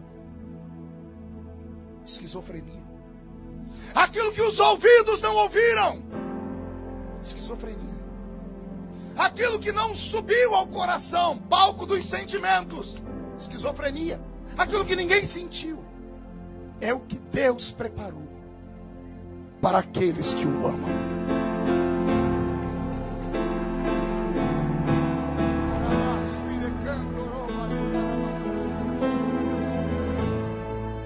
Tem uma pergunta que não quer calar na vida de um crente que está na igreja há anos. Roberto, me dê o seu melhor aí. Por que você começou com aquele mesmo irmão, naquele mesmo ano, aceitou Jesus no mesmo culto, ouviu o mesmo pregador, leu a mesma Bíblia, cantou os mesmos hinos, foi nos mesmos congressos? Por que aquele irmão voou e você está se arrastando? Por quê? Aí os céticos ou os lógicos vão dizer: é simples, pastor, porque Deus escolheu aquele que voou e não escolheu aquele que ficou. Simples assim. Isso está errado. A questão da chamada para o ministério não depende de lá. De lá depende a chamada da salvação. A chamada para o ministério depende daqui. Eu tenho 3 filhas: Karen, Kathleen e Camille.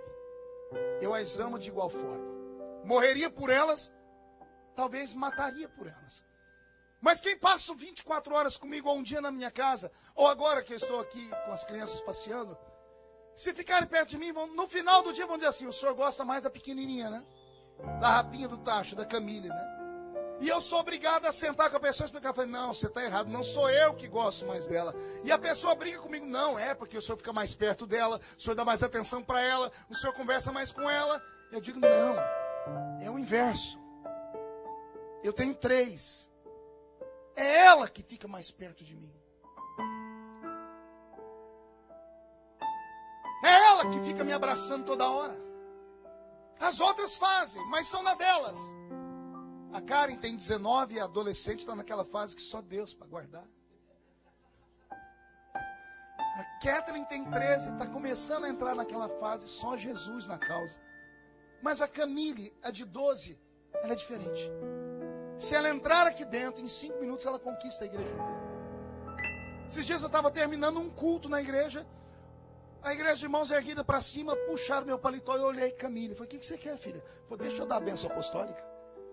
Falei: mas já quer dividir o ministério? Calma. Calma, filha, dá um tempinho.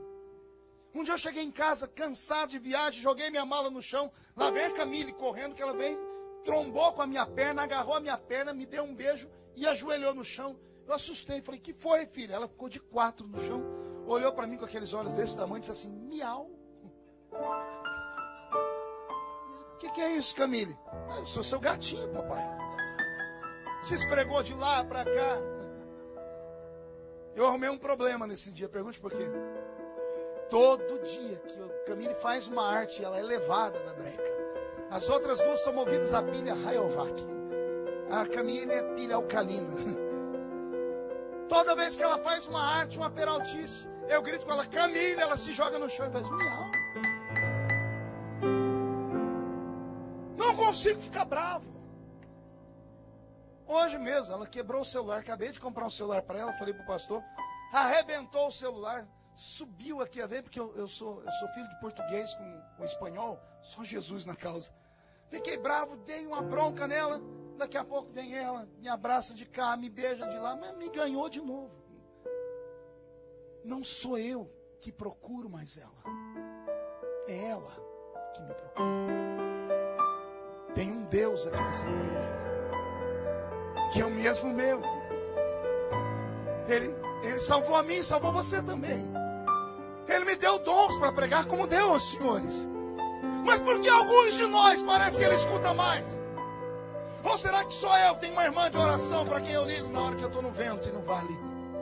Será que só eu conheço um profeta? Quando o negócio está perto do profeta, entra aí na brecha porque o negócio... Por que a gente liga sempre para alguém? Geralmente a gente não lembra dessas pessoas na hora da festa. A gente não lembra dessas pessoas para passear. Mas na hora do vale, é dessa pessoa que a gente lembra. Por quê? Não é que Deus escolheu ela. Ela escolheu Deus. O que faz um culto ser diferente, com glória, com gritos, com aplausos, não é essa história, não. Estamos hoje no novo mover. Não é nada de mover. Não, pastor, é que eu era ignorante no Brasil. Lá eu não sabia nem ler, nem escrever. Aqui não, aqui a gente está mais para frente. Agora eu falo até 2 idiomas. Pastor, eu amadureci na América. Amadureceu uma vírgula. Você enferrujou. Você deixou que algum tipo de espírito maligno entrasse em você e roubasse a chama do fervor do Espírito. Eu prego e sinto que aqui dentro tem pessoas que já subiram um monte, oraram, fizeram loucuras em cultos. Se as pessoas te vissem como você era antes, e te veem agora, vão dizer: o que aconteceu? Morreu? Eu sei que viver aqui não é fácil. Eu sei que suportar o peso da luta longe da família não é fácil. Eu sei que ser testado nesse país não é fácil. Mas você não pode se deixar vencer por isso. Você tem uma promessa. Senão não estaria aqui nesse país. Ou você acha mesmo que Deus te trouxe aqui só para você ser a melhor líder de house clean desse país? Ou você acha mesmo que Deus trouxe aqui só para você colocar a pedra nas calçadas de brick? Você acha que Deus trouxe aqui só para ser chefe do McDonald's?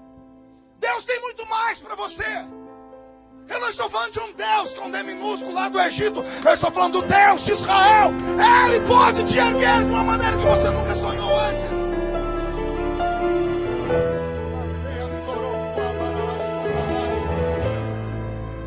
Nós estamos desvanecendo. Eu vi que hoje a irmã estava orando, liderando a oração no início. Eu dobrei meu joelho, fiquei orando. Daqui a pouco eu olhei para cima e vi uns ajoelhados, outros sentados, braços cruzados, olhando o relógio para ver que hora que começa o culto. Como é que Deus pode operar no nosso meio, gente? Seja sincero consigo mesmo. Como é que Deus pode fazer alguma coisa conosco se nós não fazemos nada? Se a gente entra aqui dentro como um miserável que caiu de uma mudança, senta aqui e vai, manda, Senhor, manda tudo. Não é primeiro venha a nós. Primeiro o reino. Quer ver a glória do Senhor? Tem um preço. Tinha gente no átrio que queria ir para o lugar santo. Moisés disse: estuda mais 12 anos. E teve gente que ia. E esses deixavam de ser levitas para aos 30 anos ser consagrado a sacerdote. Aí o sacerdote, ele passava pelo alpendre, onde tinha milhares. Passava pelo átrio, onde tinha centenas, porque já tinha um filtro. Estudar 13 anos para chegar no átrio, ninguém queria. Mas o grupo que ia. Então eram milhares de levitas no alpendre. Centenas no átrio. Dessas centenas, só algumas dezenas queriam entrar no lugar santo. Quando entravam no lugar santo, eles se perdiam na glória. O primeiro presente que eles recebiam era uma tal de espevitadeira. Dá para falar essa palavra comigo? Se falar 3 vezes, está batizado com o Espírito Santo, né? Espevitadeira. Que negócio é esse, pastor? Quando eu morava lá na Vila Tatu, minha mãe ficava sempre falando: quando passar o homem do gás, você escuta se ele vai gritar: olha a agulha. E quando ele gritava agulha, eu chamava: mãe, o homem da agulha está aí. Aí minha mãe corria lá e chamava: moço, eu quero uma agulha. E aí eles vendiam uma agulha para desentupir o bocal do fogareiro. Alguém lembra disso no Brasil? Não?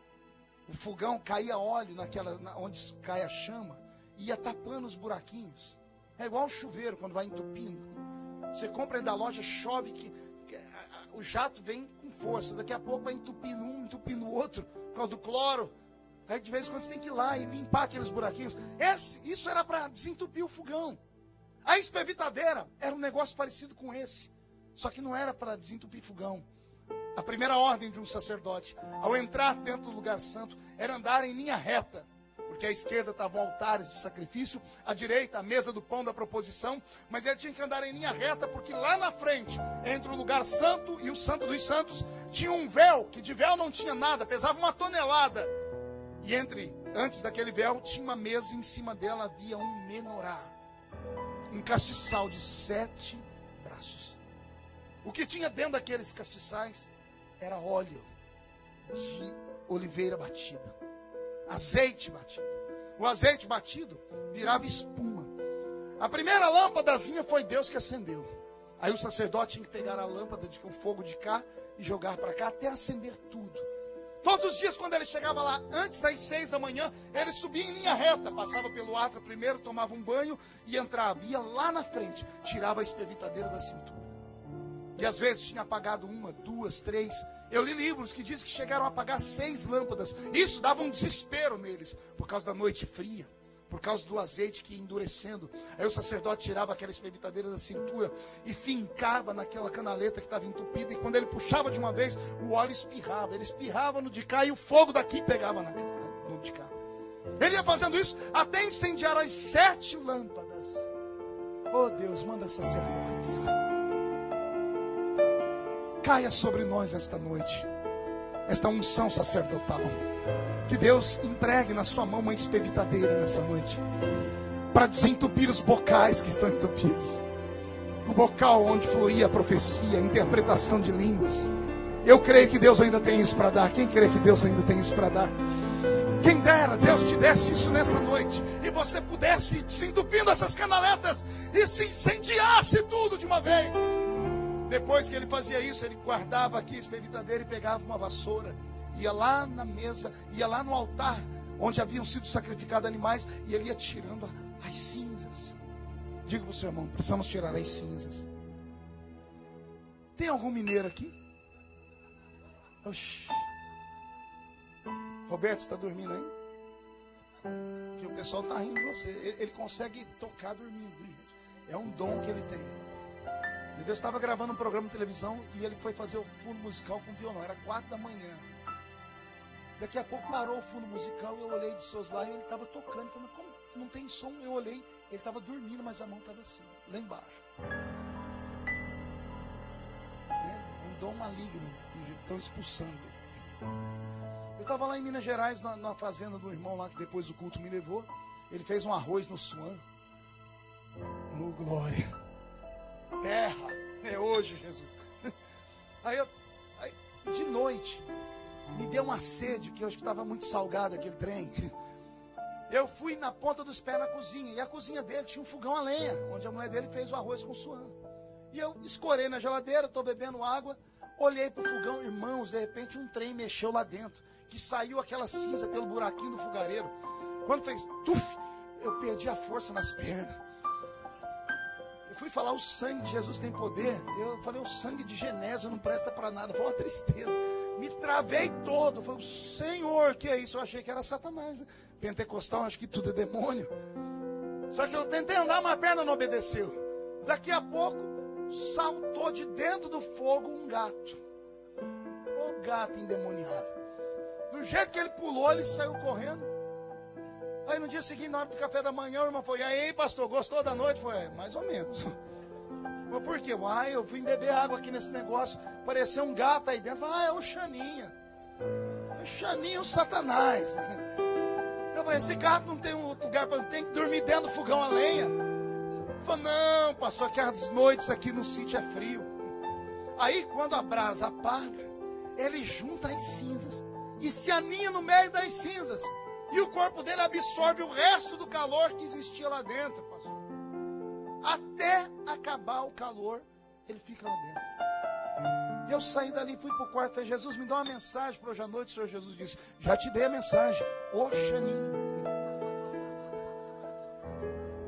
Mas que raio de mensagem é essa? Eu disse: ora, fale para o meu povo que tem muito gato se aninhando no meio dos altares, sugando o restinho do fogo que existe, transformando tudo em cinza. Nessa noite o Senhor vai tirar as cinzas. Vai vir lenha fresca, ou melhor, lenha seca, mas pronta para pegar fogo. Posso ouvir um glória a Deus por isso? Parece que está tudo bem, né? Passamos pelo átrio, onde tem milhares. Passamos pelo alpendre, onde tem milhares. Passamos pelo átrio, onde tem centenas. Chegamos num lugar santo, onde tem dezenas. E quando o cidadão chegava ali, ele era o top. Eu sou o sacerdote de Israel. Mas toda vez que ele vinha aqui acender a lâmpada, ou apagar a lâmpada, ou fazer o que tinha que fazer, ele olhava naquele véu e vinha uma coisa na mente dele: o que que tem aí atrás? Aí ele gritava: Moisés, como é que faz para ir no Santo dos Santos? Aí Moisés dizia: tem que estudar mais 15 anos. Porque só entrava atrás do véu do templo com 45 anos de idade. E o ministério sacerdotal terminava aos 50. Só 5 anos o homem podia ser um sumo sacerdote. Qual o nome? Então vê que o seu irmão, se ele decorou: levita, levita mor, sacerdote e sumo sacerdote. E quem era esse tal de sumo sacerdote? Esse era o cara. Uma vez por ano esse cidadão colocava uma roupa diferente. Uma estola sacerdotal branca por baixo, uma roupa colorida por cima. Nas pontas dessa roupa colorida haviam campainhas e romãs. Cada vez que ele se mexia, batendo, ia fazendo barulho. Blém, blém, blém, blém, blém. Esse homem usava na cabeça uma mitra. A mitra era um turbante que tapava a orelha, o pescoço, e ficava alto. E aqui vinha escrito: santidade ao Senhor. Esse homem tinha que ter 45 anos e não era à toa. Porque aos 45 anos, sem nunca ter cortado a barba dele crescia rente aos olhos. A mitra tapava até os supercílios. A única parte do corpo do sacerdote que ficava visível era o seu nariz e a boca. O resto do corpo era toda coberta. As mãos tinham que ser cobertas com sangue. Para entrar lá atrás, amarrava uma corda na cintura dele. E quando menino na Assembleia de Deus me ensinaram que aquela corda era para caso ele morresse lá dentro. Ninguém podia entrar lá, então ele tinha que ser arrastado. Descobri depois que isso é conversa fiada. Pergunte por quê? Nenhum sumo sacerdote morreu até hoje na história. E segundo, eles tinham que montar e desmontar. Para montar e desmontar, tinha que entrar lá dentro. Então não era isso. A corda era para outra coisa. Que eu queria que Jesus colocasse uma corda em você hoje também. Eu já vou explicar. Esse cidadão, uma vez por ano, com a mão cheia de sangue, o corpo todo fechado. Mais uma coisa que ele tinha, que poucas pessoas percebem. Salmo 133. Ó quão bom e quão suave é que os irmãos vivam em... É como o óleo precioso que desce sobre a barba de... o primeiro sumo sacerdote. A barba do sacerdote era untada com óleo todos os dias. Imagine você ungir a sua barba durante 15 anos. A barba era emplastada, era colada. Então aquele óleo não era só para estética do cheiro. Aquilo era uma proteção. Protegia o rosto, a boca, o queixo e o pescoço. Vocês já vão entender o motivo. Quando esse homem era amarrado numa corda, os sacerdotes iam dando corda, abriam o véu do templo assim, para não olharem lá dentro, e ele entrava lá dentro. Ao entrar, os sacerdotes do lado de fora, que estavam no lugar santo, iam dando corda. Iam dando corda como? No barulho, conforme ele andando ia batendo as campainhas nas romãs. Ao entrar atrás do véu do templo, só havia uma coisa lá: a Arca da Aliança. Em cima da arca, o propiciatório. Em cima do propiciatório, 2 querubins que ficavam com as asas sobrepostas uma à outra. E já já você vai entender o motivo. O sumo sacerdote, com as mãos untadas em sangue, sangue de um animal puro e inocente, ele passava o sangue nas 4 pontas da arca, que chamava-se propiciatório, era uma tampa toda de ouro. Ao fazer isso, ele se inclinava e dava 7 passos para trás. Ao dar esses 7 passos para trás, fazia-se silêncio, as campainhas não batiam mais as romãs. Ele se inclinava, os sacerdotes que estavam no lugar santo percebiam que o barulho parou, olhavam a corda não mais se movia, eles se ajoelhavam no lugar santo. Os levitas do átrio viam esses sacerdotes no lugar santo ajoelhado, ajoelhavam no átrio. Os levitas que estavam no alpendre viam os levitas do átrio ajoelhado e se ajoelhavam no alpendre. Todo Israel, uma vez por ano, se reunia ali. Ao verem os levitas ajoelhados ao redor do alpendre, a nação inteira se ajoelhava. 5 milhões de judeus chegaram a ficar ajoelhados. Só um ficava em pé. O sumo sacerdote. Ao ficar em pé, com as roupas coloridas, não apenas as roupas coloridas, um peitoril sobre o seu peito com 12 pedras preciosas, 6 pedras no ombro esquerdo, 6 pedras no ombro direito. Tudo nele tinha que reluzir, tudo nele tinha que refletir. E você já vai entender o motivo. 7 passos para trás. Quando isso acontecia, o dia do Yom Kippur, o dia do grande perdão, quando todos estavam ajoelhados, Deus do alto dos céus se enxergava. Ele vinha sentado nas asas dos querubins, coberto por uma nuvem. Essa nuvem se chamava Shekinah. A nuvem voava sobre o alpendre, mas não parava. Voava sobre o átrio, mas não parava. Sobre o lugar santo, e não parava. Ela parava em cima do Santo dos Santos. No Santo dos Santos, Deus olhava aos querubins e dizia: vocês sustentam o meu trono celeste. Não preciso de vocês agora, porque agora eu tenho querubins de ouro na terra. Deus saía das asas do querubim de verdade e sentava em cima das asas dos querubins de ouro. A Arca da Aliança é um altar, é o trono de Deus. Uma vez, Deus assentado em cima das asas, antes de olhar para o sumo sacerdote, Deus inclinava o rosto por 4 vezes, 2 à esquerda e 2 à direita, para sentir o perfume do sangue, saber se era puro, se era de um animal perfeito, se era de um animal inocente. Quando Deus percebia que o sacrifício era perfeito, Deus olhava o sumo sacerdote. Alguém já leu sobre o sumo sacerdote na Bíblia? Ele não podia ser defeituoso. A orelha não podia ter defeito.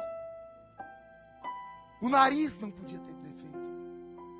Não se escandalize.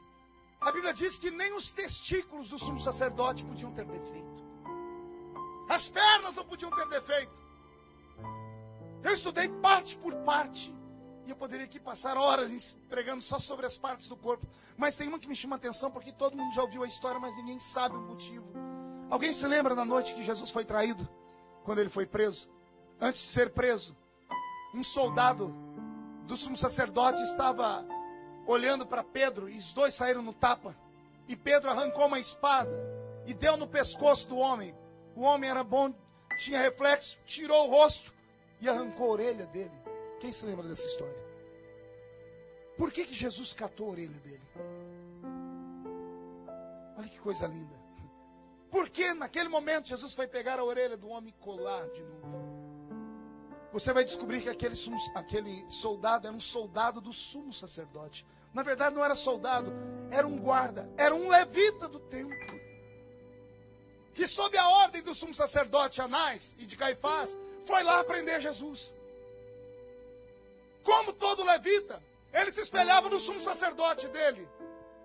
O sumo sacerdote diz: vá prender aquele homem porque ele é um infiel. Ele foi, segundo a palavra do seu sumo sacerdote.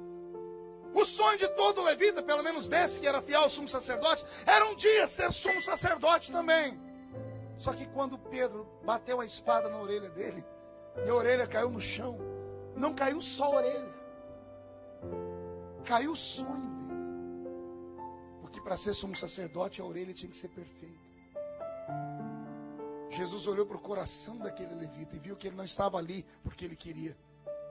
Foi a maneira de Jesus dizer assim: ninguém perde o ministério quando me segue. Jesus foi lá e catou a orelha dele.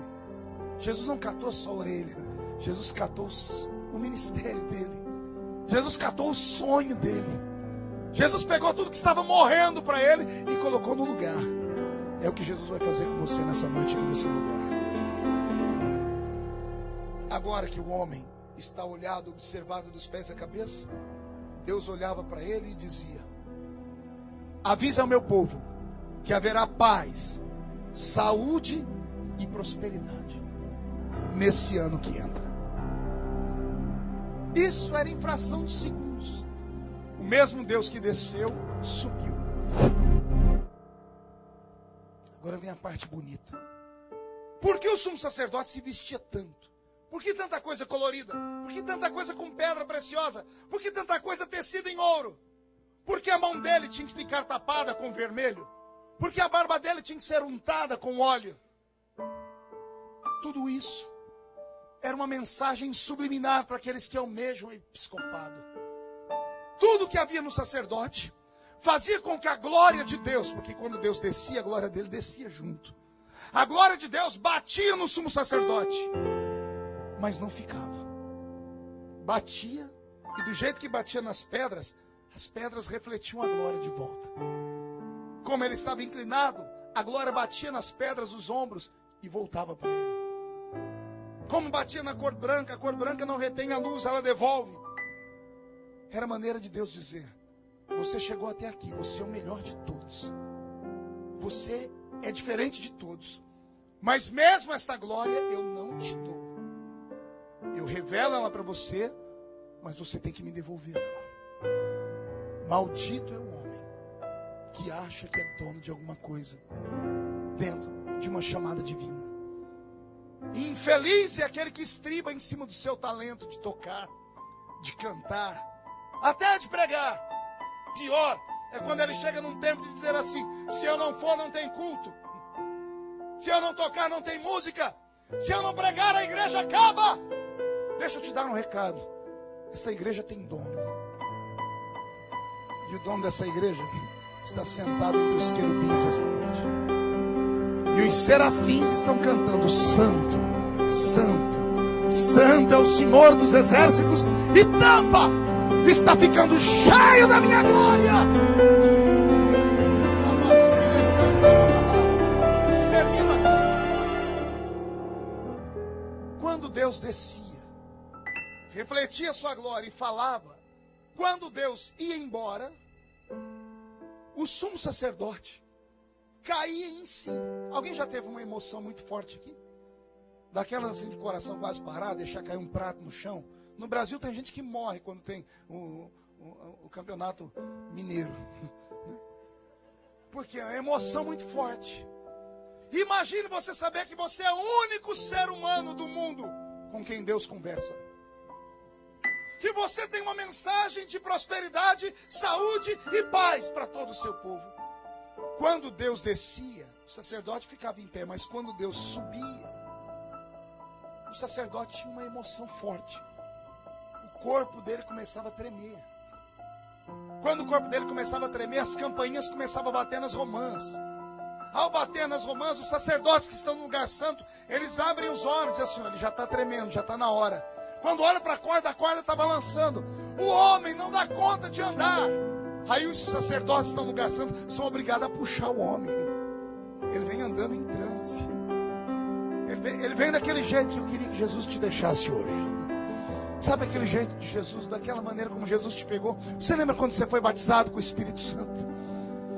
Eu não sei você, mas eu quando fui batizado com o Espírito Santo, eu entrei debaixo do banco da igreja. Para me tirar debaixo do banco da igreja foi um Deus os acuda. Eu não conseguia falar mais a língua portuguesa, porque era uma glória indizível. O sumo sacerdote vinha debaixo dessa glória. Ele tinha que ser arrastado. E por onde ele passava, ia incendiando com temor todos os homens. Até que colocavam ele no alpendre. E no alpendre ele estendia a mão e dizia a Israel: assim diz o Senhor, este ano será um ano de prosperidade, será um ano de paz, e haverá saúde entre o meu povo.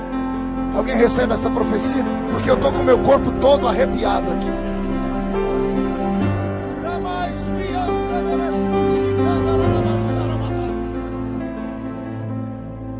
E assim se conclui a mensagem. Resumo da mensagem. Eu estou pregando para os levitas que estão em Tampa. Todos os que estão aqui são levitas. Ou levita por nascimento, ou levita por vocação, Porque todos são especiais para o Senhor. Todos os que estão aqui podem chegar no alpendre. Por isso estão todos sentados na igreja. Mas só alguns podem chegar no átrio. O número vai diminuindo quando se fala de entrar no lugar santo. E para chegar no Santo dos Santos, só Jesus na causa. A Igreja Católica vem há mais de 15 anos passando por um problema. Não tem mais meninos querendo ser padres. Os mosteiros estão vazios. Papa Francisco tem feito mudanças na igreja para tentar atrair pessoas para darem seguimento ao apostolado católico. Não está diferente no nosso meio. Nossos filhos querem ser igual Ronaldinho Gaúcho. Nossas filhas no Brasil querem ser uma mistura de Angelina Jolie com Naomi Campbell. Nossos levitas querem cantar igual Justin Bieber. Nossas meninas querem dançar na igreja como se baila Shakira. Nossas mensagens são fabricadas em forno micro-ondas, feitas às pressas, em 5 minutos, porque os crentes têm mais coisas para fazer em casa. Uma mensagem como essa de hoje, cumprida, a maioria está ficando aqui porque são educados, senão já tinham ido embora. É preciso acontecer algo urgente. Se não acontecer algo urgente, não haverá amanhã. Se Deus não fizer algo hoje, eu não sei onde nós vamos parar. E o que eu faço aqui hoje é um apelo. Tá vendo um garoto ali atrás? É seu filho? Esse que está aí, esse bonitão aí? É seu filho? É seu filho? Qual o nome dele? Victor. O Victor tem coragem de vir aqui? Pode vir aqui, Victor? Isso, chega aqui. Bonitão, hein? Meu Deus, eu achei que ele era pequenininho. Você vai ter que ficar aqui embaixo mesmo, porque o que eu ia fazer não dá. Qual a sua idade? 16. Eu comecei a pregar com 13. A minha geração aguenta qualquer coisa. Pode cair o mundo. Pode cair pastor, pode desgraçar, pode acontecer a miséria que for. A minha geração aguenta qualquer coisa. Pergunte por quê? Porque os nossos pés estão fincados numa rocha. Eu vi coisas. Eu ouvi coisas. Eu senti coisas desde a minha infância até hoje. Eu sei que Deus é real. Eu era um menino que cortava cana. Apanhava laranja, algodão e café. No meio de um caminhão de pau de arara. Mas lá na igrejinha pequena, tinha umas irmãzinhas que diziam assim: se você buscar Jesus, meu filho, Ele pode te colocar para pregar para príncipes. Hoje, além de ser pregador, já preguei em quase 80 países do mundo. No Brasil, acho que eu sou o único pregador que tem o número de quase 17 milhões de DVDs esparramados por todo o mundo. Mensagens dubladas em inglês e espanhol. Escrevi 20 livros. E sou deputado federal. E virei o Brasil do avesso como deputado federal. E fui o responsável, para a honra e glória de Jesus, de elegermos esse ano que passou a bancada mais conservadora da história do Brasil. Porque todo mundo pegou uma carona na luta do Feliciano e colocaram a família em primeiro lugar. Os progressistas estão desesperados, dizendo assim: o Brasil vai recuar. Mas alguém teve que pagar um preço por isso. Jesus teve que levantar um sacerdote para isso. Eu aguento. Victor. E o Victor? Com 16 anos, morando nesse país que já foi referência. Pode me abraçar? Você tem vergonha disso? Com as duas mãos. Vem cá. Ele tem idade para ser meu filho. E eu fico emocionado, porque com a idade dele eu sabia o que eu queria na igreja.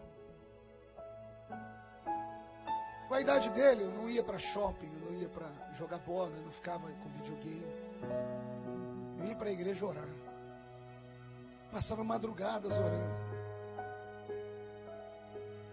Ia para a escola dominical.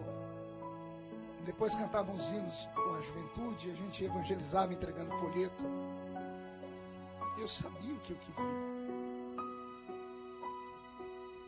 Eu aguento. Mas e o Vitor? E a geração dele?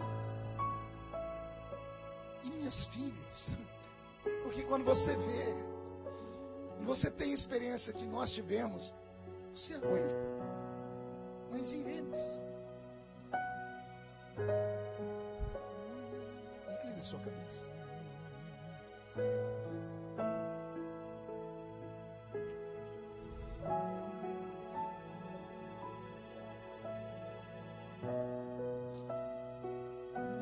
Meu Deus.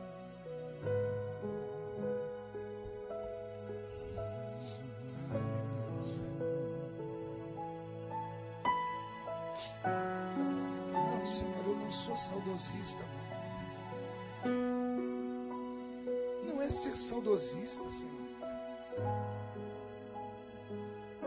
É que as coisas estão perdendo sentido.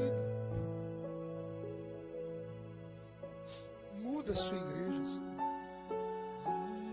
Porque eu acho que todos nós precisamos voltar ao primeiro amor.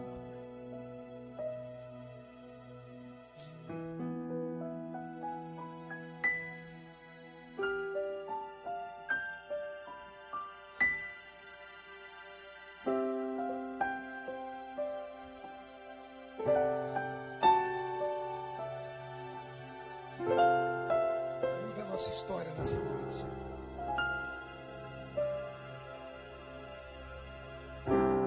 Quero voltar ao início de tudo e encontrar-me contigo, Senhor.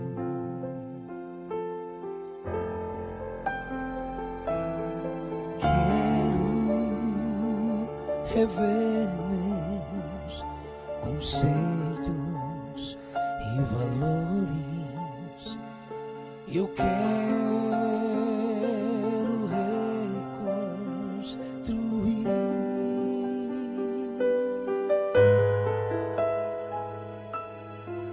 Vou regressar ao caminho. Vou ver as primeiras obras, Senhor.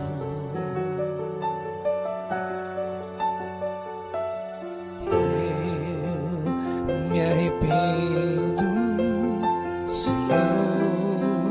Eu me arrependo, Senhor. E me arrependo, Senhor.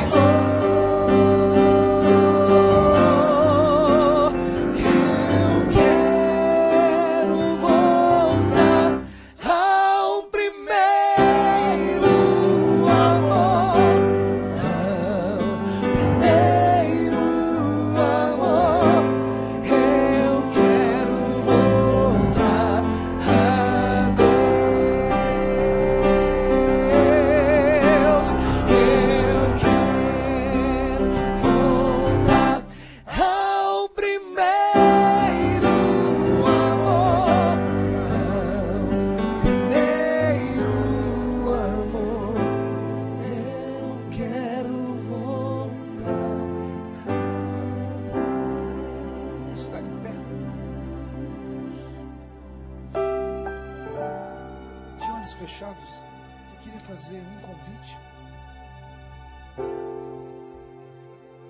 Eu queria saber se tem alguém entre nós que tem coragem de dizer e assumir diante de Deus que já foi melhor do que é hoje, e que, se pudesse, voltaria a ser como antes. Alguém que já profetizou, já cantou, já pregou. Enquanto eu pregava, voltou no tempo, lembrou da profecia, lembrou dos dias de culto, e teria coragem de hoje fazer aqui diante do altar. Eu não sei se esse é o primeiro culto do ano, se é o segundo, é o primeiro culto do ano, e você pudesse vir ao altar de Deus e dizer: Senhor, me leva além do alpendre, me leva ao Santo dos Santos de novo, porque quem já pisou no Santo dos Santos em outro lugar não consegue ficar. Pessoal da banda, pessoal que canta, que toca, isso, o altar é seu. Glória a Deus. Eu me rasgo. Tem certeza que vai ficar por aí? Por inteiro faço tudo, mas vem novamente. Eu mergulho na minha ardente, mas peço que tua presença aumente. Eu me rasgo por inteiro, faço tudo, mas vem novamente. Eu mergulho na minha ardente, mas peço que tua presença aumente. E se eu passar pelo fogo, não temerei. Na tua fumaça de glória eu cobrirei. Longe do santo dos santos, eu não sei mais viver. Senhor Deus, move as águas desse mundo. E se eu passar pelo fogo, Traz de volta, Senhor, a chama. na tua fumaça de glória eu entrarei. Longe dos santos, não sei mais viver.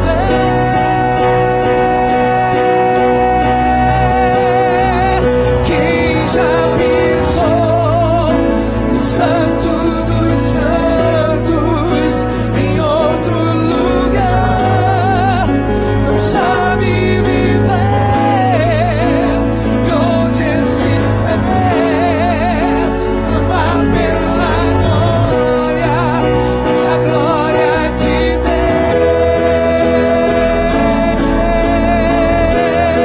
Deus. Quem já pisou no santo dos santos em outro lugar não sabe viver. Onde estiver, clamar pela glória, a glória de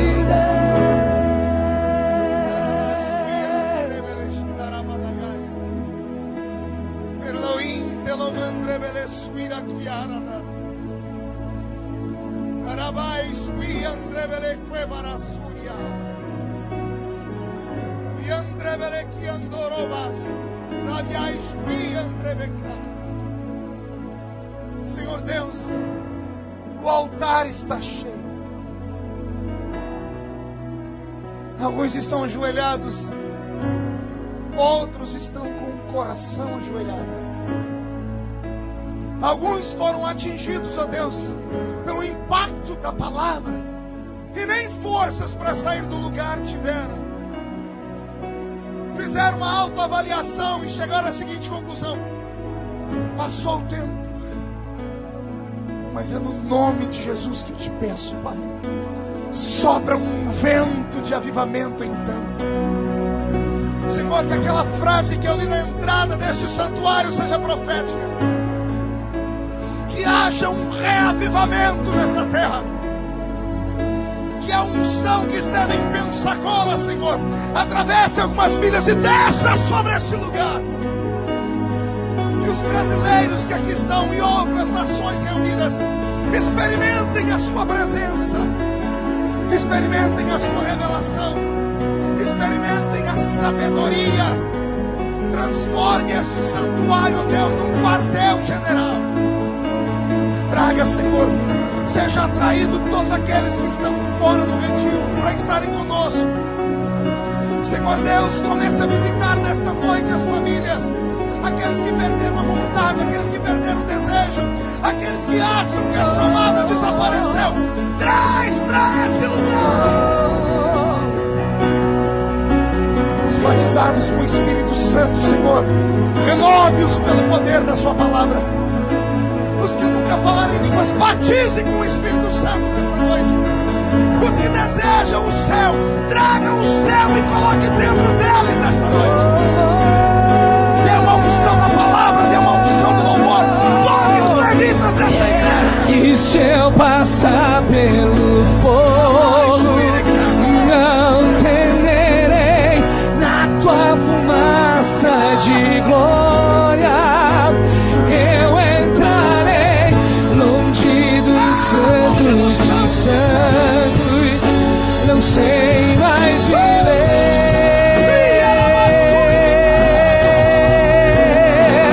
Quem já pisou no santo dos santos em outro lugar não sabe viver. Onde estiver, clamar pela glória, a glória de Deus.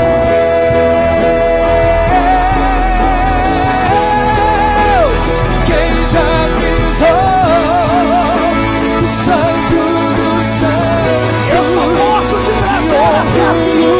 Daqui pra frente é com você. sabe viver. Onde estiver, clamar pela glória, a glória de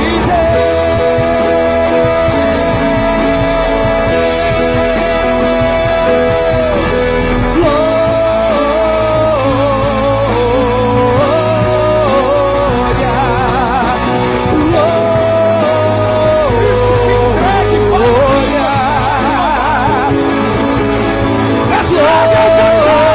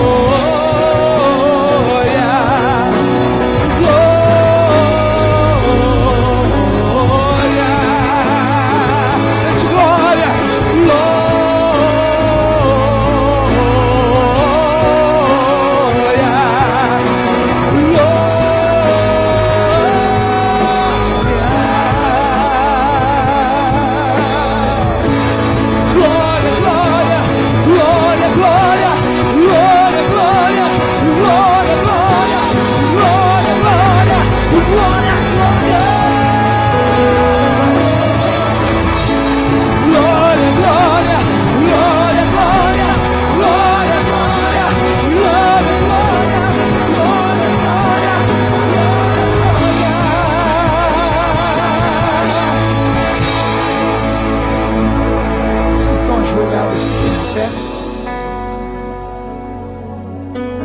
Os que estão ajoelhados, se coloquem sobre os seus pés. E todos os que estão de pé, levante a mão direita para o céu comigo. Diga comigo em nome de Jesus. Todos os demônios que roubaram a minha alegria, o meu fervor, que tiraram os meus sonhos, que esfriaram a minha fé, eu ordeno, venha para a palma da minha mão agora. Feche, segure a sua mão, feche. Eu vou contar até 3. Você vai jogar no chão no mato profético, vai pisar em cima e vai abraçar pelo menos 3 pessoas e vai dizer a eles: desejo o Santo dos Santos. Você nunca mais será o mesmo. 1,5. Sua família vai sentir orgulho de você de novo. 2. Sua igreja vai crescer a 100 por 1. 2,5. Quem viver verá, para ver se 2015 não será o melhor ano da sua vida. 3.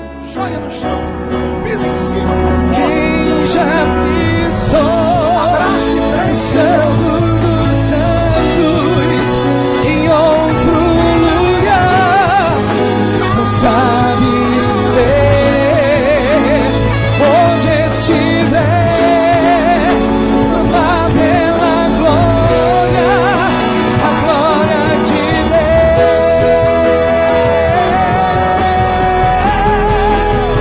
Quem já pisou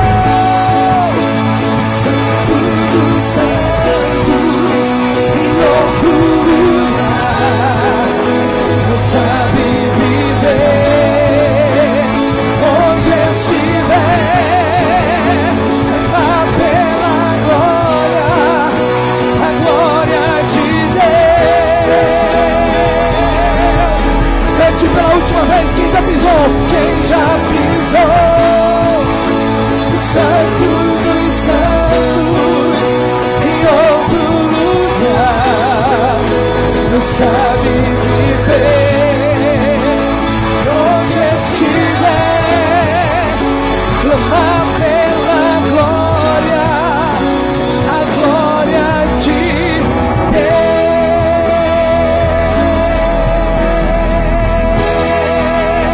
Quem pode aplaudir a Jesus?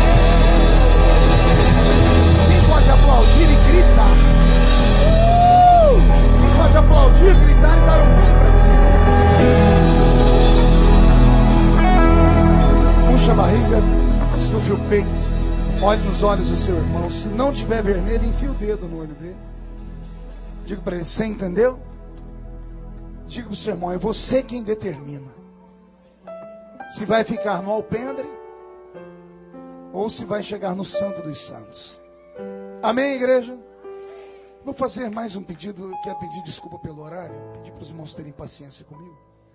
Eu não podia jamais devolver o microfone ao pastor Edson sem antes dar uma chance para que algumas pessoas que vieram aqui hoje, atraídos pelo convite, pela propaganda,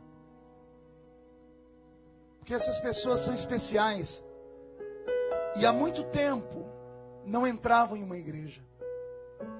Já foram cantores, pregadores, oradores, foram excluídos, excomungados de algum ministério, se entristeceu nessa terra, caiu, escorregou, se jogou, ou te jogaram, e você entrou aqui dentro dizendo assim: quero ver se Deus ainda fala. E Jesus falou com você hoje. Deus não exige a tua perfeição. O único homem a quem Deus exigiu perfeição foi Abraão, e não deu muito certo. Porque parece que depois de Abraão, Deus não pediu para mais ninguém ser perfeito. Aí ele mandou o filho dele, que foi o único perfeito. A igreja, os irmãos, às vezes querem a sua perfeição. E às vezes tentando ajudar, acabam atrapalhando. Deus não. Com Deus é cada dia.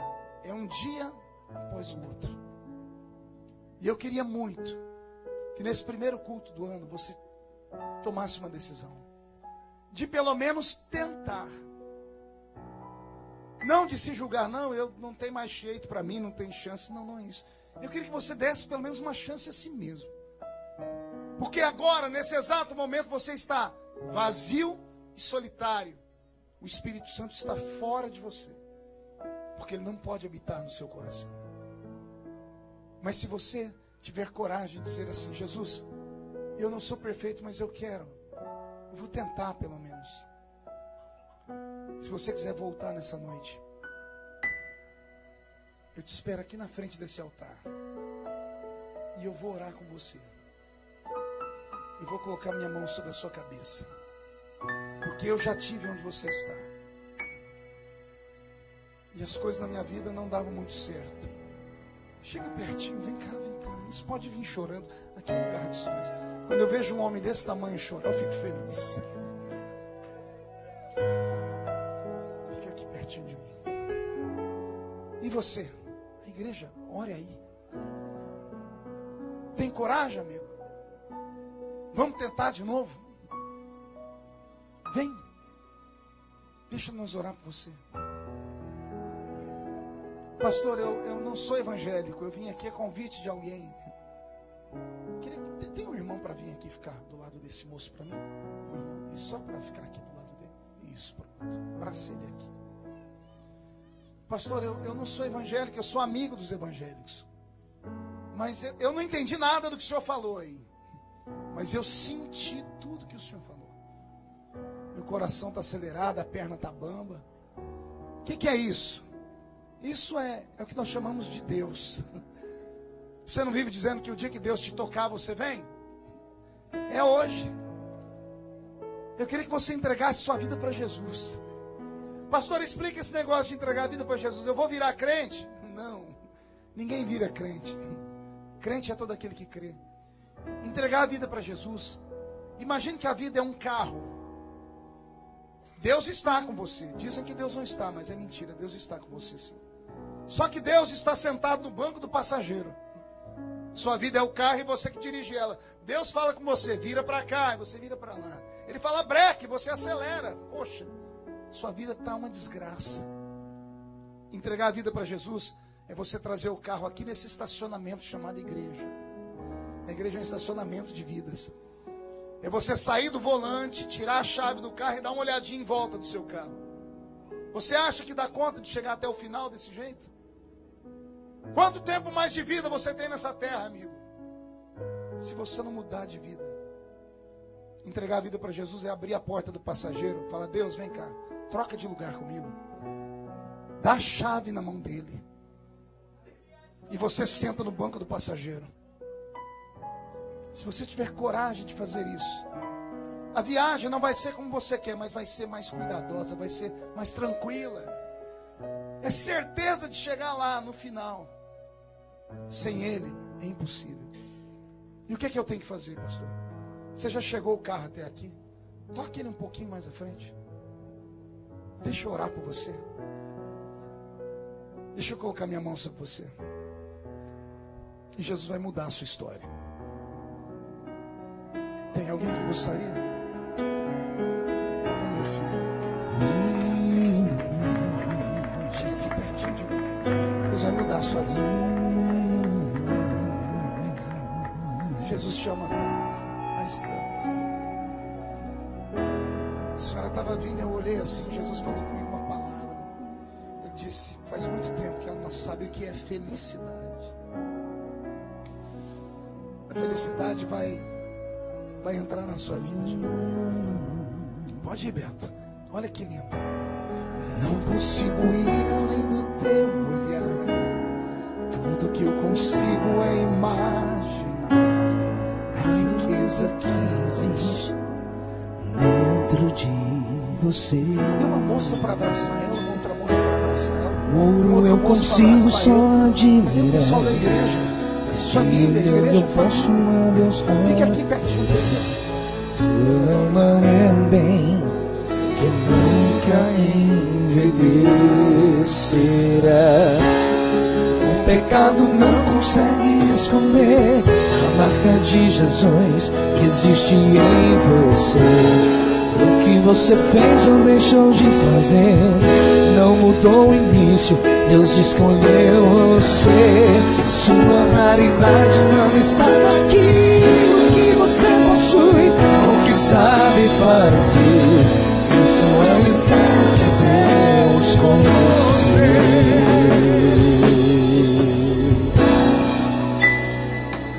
Você é um espelho que reflete a imagem do Senhor. Não chore se o mundo ainda não notou. Já é o bastante Deus reconhecer o seu valor. Você é precioso, mais raro que o ouro puro de ouvir. Se você desistiu, Deus não vai desistir. Ele está aqui para te levar. Se quando te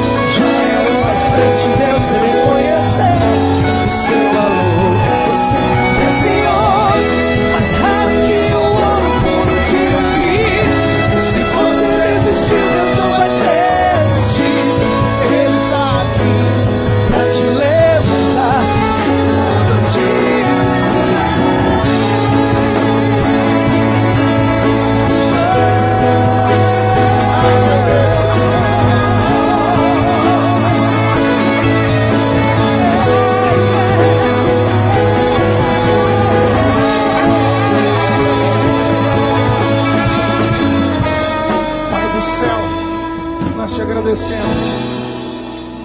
E nós colocamos nas suas mãos essas vidas preciosas. Desde essa minha amiga que não conhece a felicidade há muito tempo, a esse moço que chegou aqui tão sorridente. Todos eles, ó Deus, estão nesta terra em busca de um sonho. E o sonho às vezes se transformou num pesadelo. Mas essa noite o Senhor vai ajudá-los a chegar lá onde eles sonham. Nesta noite o Senhor muda a vida deles, começando pela alma, lavando a alma deles com o sangue de Jesus. Todos os pecados estão apagados, estão perdoados, estão purificados. O nome deles está sendo escrito no livro da vida do céu, escrito com uma tinta que não tem borracha que possa apagar. E quando este culto terminar, todas as maldições, herdadas ou adquiridas, estão quebradas e crucificadas na cruz de Cristo. Quando voltarem para casa hoje, vão voltar mais aliviados, terão uma noite de paz e ganharam de presente uma família. E esta família dá um grito de glória a Deus, uma salva de palmas a Jesus. Dá um beijo neles, dá um abraço. Se você é o espelho